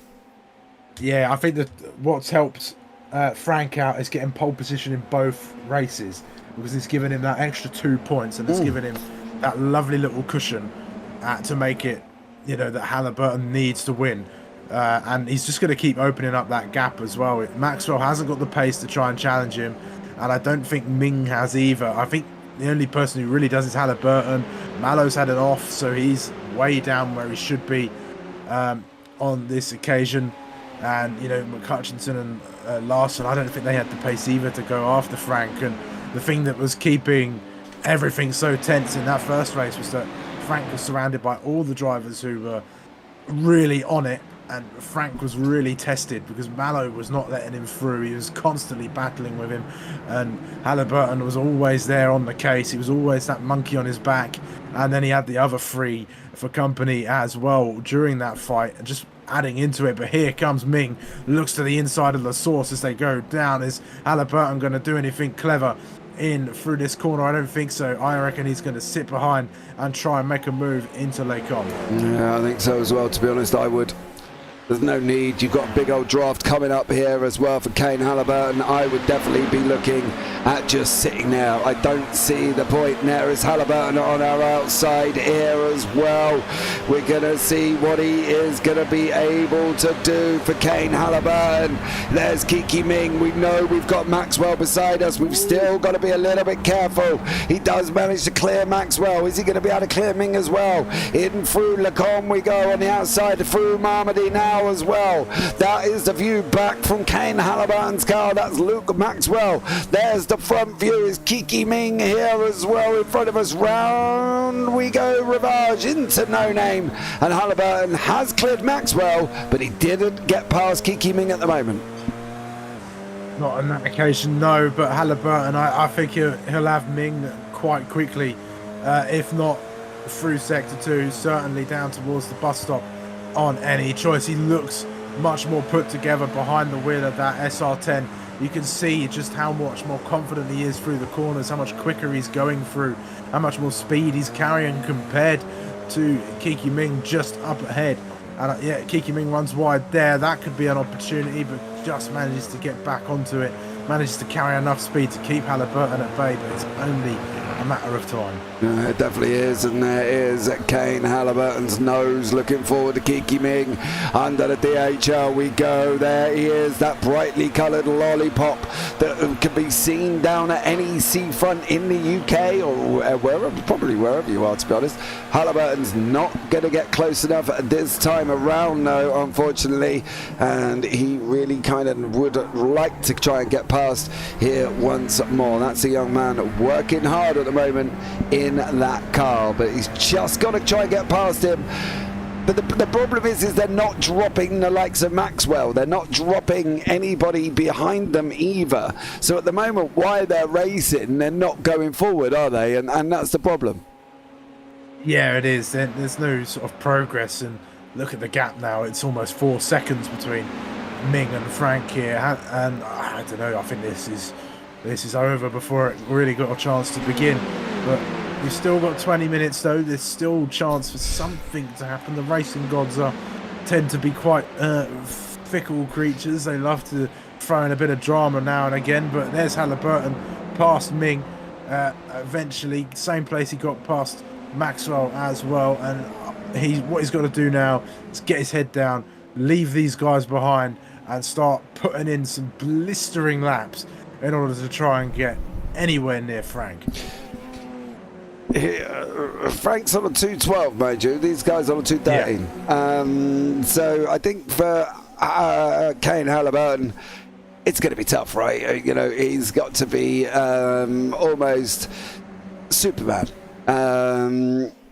So yeah, I can't see him winning at the moment, personally, unless he can do something magical and magnificent in that SR10. For Halliburton to win it, he needs to finish in front of Frank. We already know that to get the 20 points. But they will be, I believe, drawn on 39. So that will go on countbacks, I presume. Yeah, it would be on countback, and it would go the way of Halliburton if that was the case. So that's how it would go. I'm just looking over the lap times. Actually, you've got Murray on a 12.6, and there's McHutchison on a 12.9. You've got a 12.9 from Larson, 12.7 from Friedrich, a 12.8 from Bertie, and your fastest man, of course, is Jürgen Frank on a 12.4. So at the minimum, he's 4 tenths quicker than the next fastest driver, and he's just gone slightly quicker. Still a 12.4 on that one. Mike Busson's done a bit of an issue. Okay. Ooh. Well, that wasn't. I'm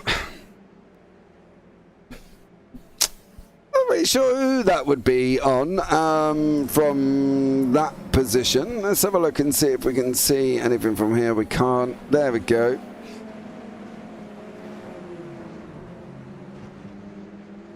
Question there, should Murray have slowed down? Murray's got every right to be there, isn't he? I think personally, just on having a look at that, I think Busson's made a bit of a boo-boo there.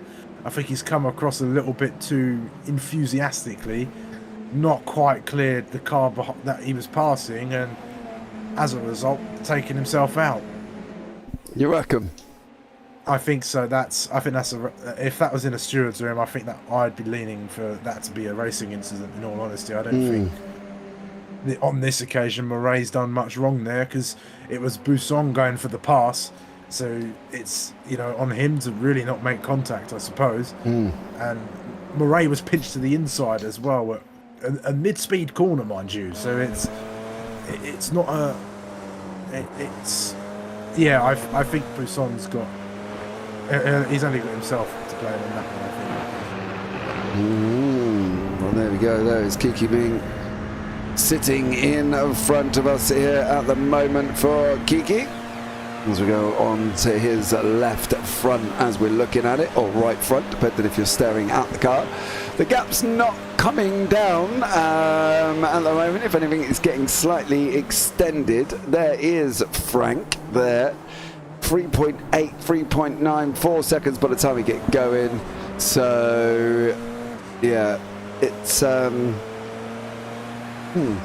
tough one at the moment, because we know where it lies, but we just can't quite get it there. And I'm wondering whether this man, Tim Bertie, kind of had something to do with that, allowing them to get away at the beginning. Maybe. We might have to put the start under a bit of scrutiny, perhaps, in order to really see that. But Halliburton has just set a 12.5, so I think he just needed some clean air in order to try and start setting lap times that are closer to Frank. He's only a tenth off of Frank's times now, so it's possible it might be a trading of times, but I think at this point we're about to reach the halfway mark, and I think it's a little bit too late to be trying to close down 4 seconds. Halliburton will be praying for some sort of mistake from Jürgen Frank in the front, but it looks like the Germans out there are loving this racetrack. No, they definitely are, of course. Gaps down a little bit. Friedrich still has got Tim Bertie behind him. to be honest, if I was Tim Bertie, he kind of looked like he did a job at the beginning. I'm not going to lie, because that gap rapidly increased, didn't it? It didn't go up little bit by bit. When Bertie was there, it rapidly increased, and I think that was one of the things that I think they've all kind of struggled with. We can have a quick look back at the start, and we can see it from Tim Bertie's point of view. He knows what he's got to do, and he kind of does it in a way where he just there. Maxwell got an absolute flyer, to be fair, but now Bertie's run around the outside. It's almost like Frank's held up that inside line, and he's allowed him to come through, and now Bertie is where he needs to be, right? He needs to be in that position at the moment as they're going down the front stretch down through El Rouge and Radion. Now he's getting towed along nicely here, but you can already see the gap is extending. Now that shouldn't generally be happening on a start-finish straight. On an area where there's a fast pace. The difference is this man wasn't along, he didn't quite get alongside Tim Bertie either, so Maxwell didn't make it through, and now we're going to see the gap evolve even more, because Bertie there is just doing what Bertie needs to do. Maxwell knows he needs to get through. I just think this first stage of the Grand Prix, Bertie did a bit of a job. Yeah, he did. I think if you saw on the Kemmel straight there, he sort of planted the car in the middle just as they got to the braking zone, which made Maxwell's attempt an overtake through Les Combes that little bit harder. And then now we're going through sector 2.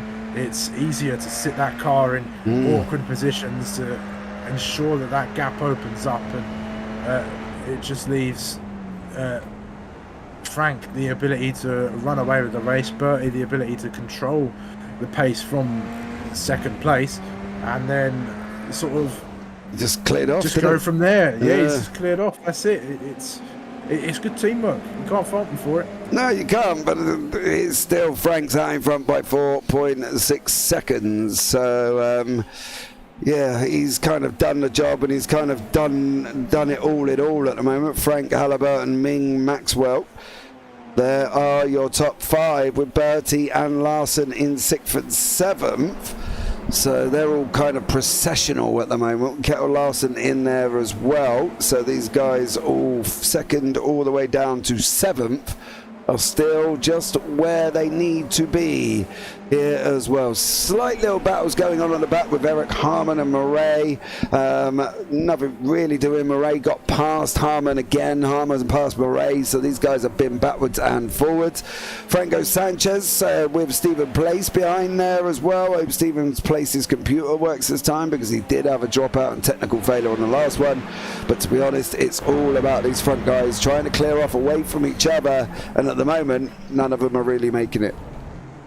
Yeah, they're all stuck together, aren't they? We've got another 6-car train. It's not for the lead this time. It is for the 2 remaining places on the podium. Halliburton is the head of said train. They're all so very, very close together for the time being, trying to find a way through, trying to get a one-up on each other, and there'll be a nice little shuffling perhaps as they come up El Rouge and Radion and up towards Les Combes for the 9th time this evening. We're closing in on the latter stages of the race now, and well, this could be a nice little battle that's going to erupt between these 6 drivers here. Ming closing on Halliburton, who is the 2nd car in this 6-car train. Can he get anything of it? He's tucked right into the back. Here comes Maxwell though. Can he get 2 in 1 as they go into Les Combes? He'll definitely give it a go. Gets as high on the curb as the car will allow him to, and he'll get himself up into P3, but he won't quite get the ability to strike at Halliburton. Yeah, he's not there as well. Larson fighting at the back there with Bertie. Larson's on that inside now. He goes to the outside of No Name, and it is Bertie who's managed to hold on, but it is Tim Bertie over Andres Frederick, over Kiki Ming, over Luke Maxwell, over Halliburton, and then of course your man who is out in front of the moment is this man, Jürgen Frank, who's done an absolute cracking job. He's done everything he needs to do. He's done his job right. He's done just teamwork, I think, as well, and I think that's it. It was incredible.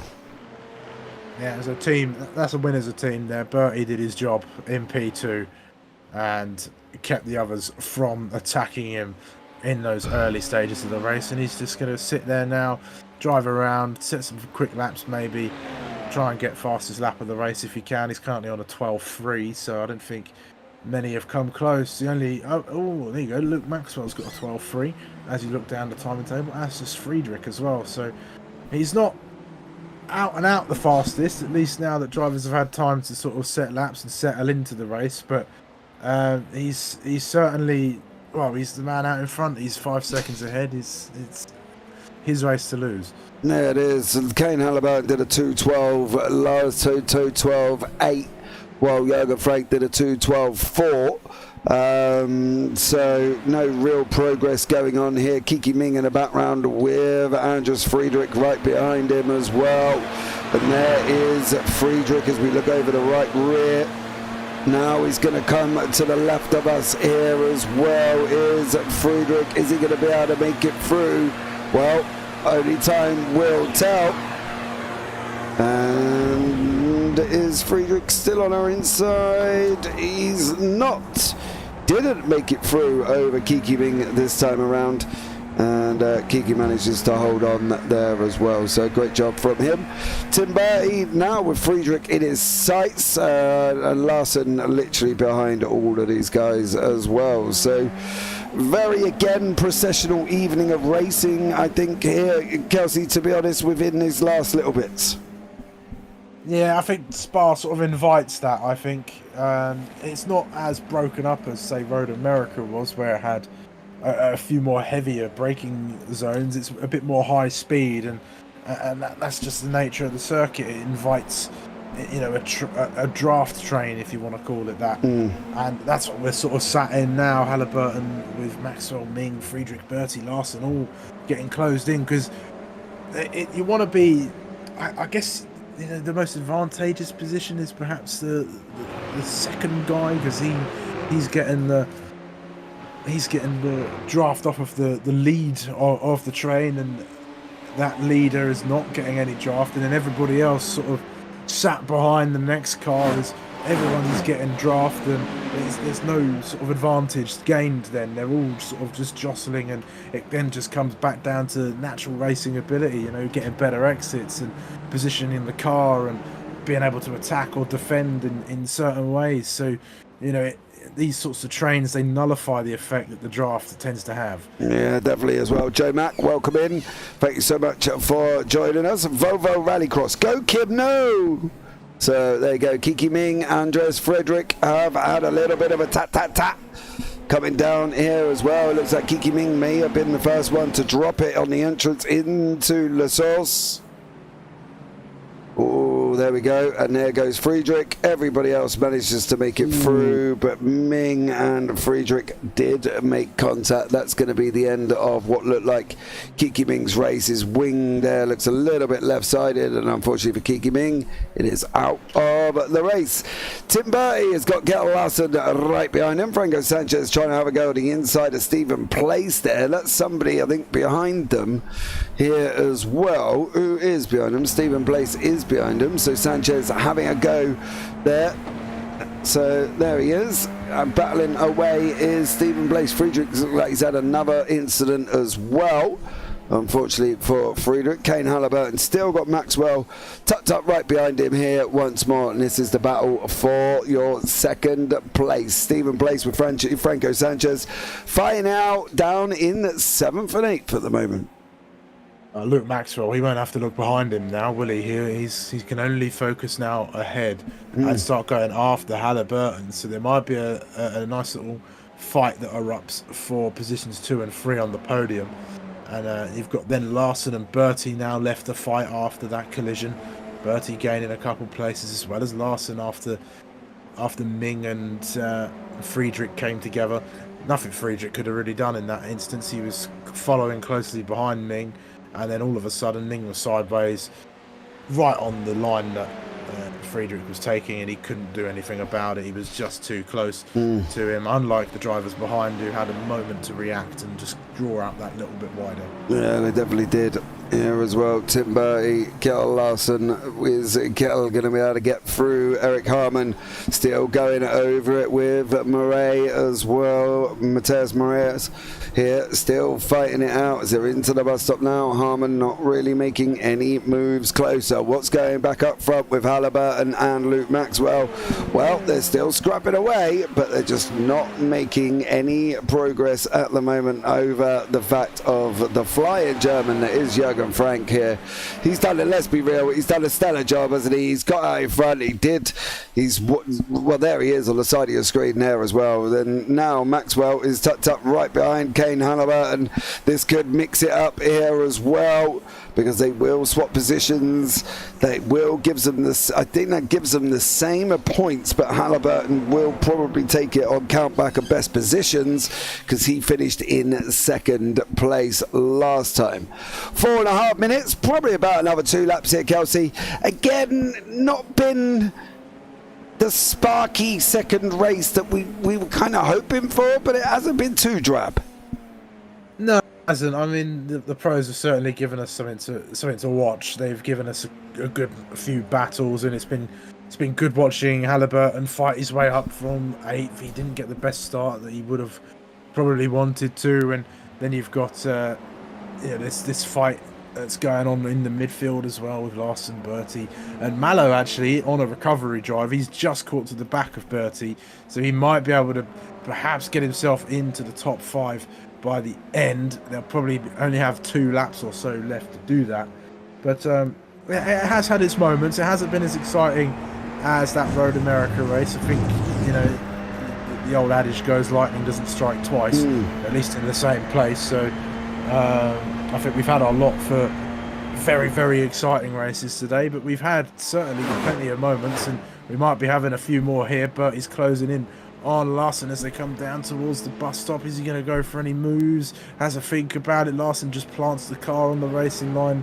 nice and confidently brakes in, doesn't think too much about Bertie behind him, and actually is perhaps even trying to get Mallow to have a go at him. He needs him, really. Mallow's he's got to have a go. If he's going to make any inroads into Bertie, he's got to have a go there as well, is Mallow. So it's all about the fight at the moment. Murray has had a incident. Oh, he did it before then. It's coming down into Rivage. Is that all on his own? Oh, it is, unfortunately, Murray. Eric Harmon does make it through.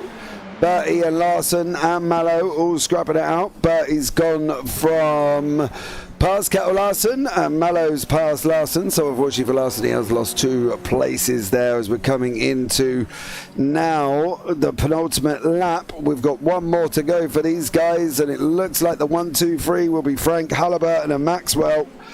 And the 1, 2, 3 in the championship will be Frank, Halliburton and Maxwell. Yeah, just looking at the numbers, I think this is the race that could have been for Mallow in the number 13 car. Going off at Rivage at the opening laps was not the way he would have wanted to start this race, because if he'd have finished second, so if he was charging through the field with Halliburton and had finished second, he would have drawn it level with Frank, and he would have won on countback because he won the first race and Frank finished in P4. So, or maybe he wouldn't. It might have been, I don't know, that might be a more difficult one to work. Yeah, he would have still won it, I think. Because he's a 1 and a 2 and a 1 and a 4. So yeah, Mallow would have taken that. Yes, but he kind of made a run for his own back, didn't he, really? Unfortunately for him. So he just got too close, missed his breaker point. He's now going to try and go at the inside. Nothing doing there for Mallow. He can't quite make it through this time around.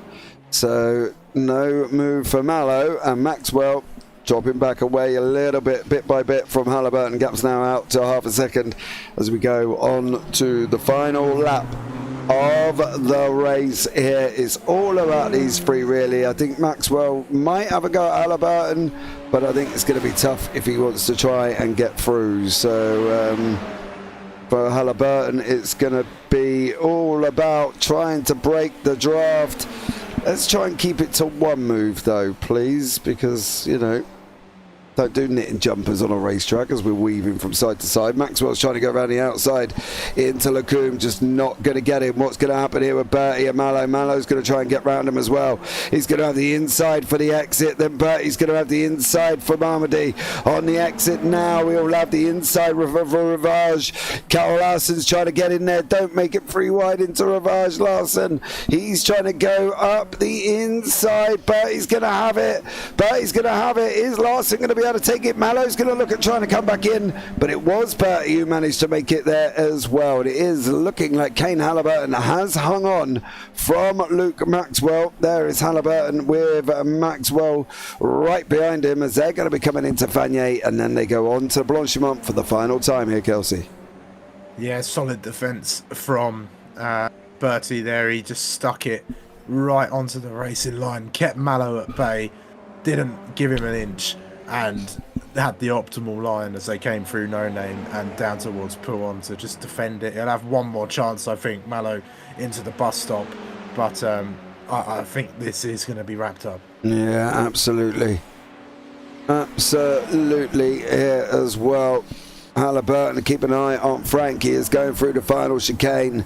Jürgen Frank is going to be the winner. He's going to take it here as well. Jürgen Frank comes over the line. What's going to happen with Kane Halliburton and Luke Maxwell? It looks like Halliburton has got this one.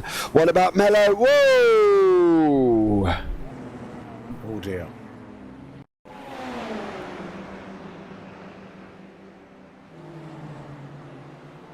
What's happened here then? They're jostling, they're going through, free wide almost. And yeah, that's not going to work. Tags Mallow, does Bertie, and then Larson has nowhere to go. Yeah. Mallow allows Bertie to go through. Larson sits there as well. Somebody else says, thank you very much, Franco Sanchez, who just says, well, if you're going to slow down, I'm going to have that. And he does go and take it. But to be honest, I probably would have done the same. I'm not going to lie. If somebody was slowing down, I would have come along and took it as well. So there we go. Murray and Friedrich coming in over the line, and then we will bring you up the final results of this evening here. And your winner is Jürgen Frank over Kane Halliburton, who battled his way back through, gaining 5 places. Luke Maxwell in 3rd, Alfredo Mallow 4th, Franco Sanchez 5th. Kel Larson finished in 6th in the end, with Stephen Place 7th, Eric Harmon 8th. John McHutchinson is not going to be happy about that, down in 9th. Matthias Murray in 10th, Andres Friedrich in 11th. Tim Bertie finished all the way down in 12th place. Oh, that's because he had an off-track to Timber. Kiki Ming down in 13th with Buson, who didn't finish there as well. But we can have a chat with your first place man and your winner here this evening. He took pole in race 1, gave him 1 bonus point, finished 4th overall. Then he took pole in race 2, and now he's gone and done it all together here. And that is your German rocket machine from SimRC, Jürgen Frank. Jürgen, welcome in, buddy. Congratulations. I believe you have won this championship here this evening.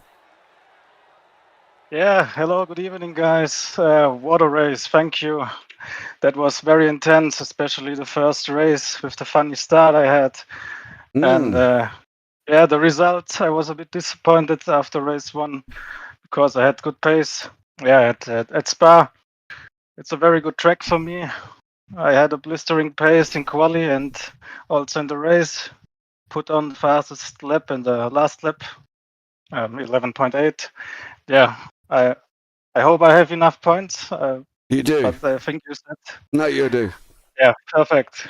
Perfect. Basically, Great. You took 19 in race 1 because you had pole and that. And then you just took 21 here, so that gives you 40 points, basically. Kane Halliburton is in 2nd on 38, so you have taken the victory. I want to ask you a question, and it's a bit of a conspiracy theory.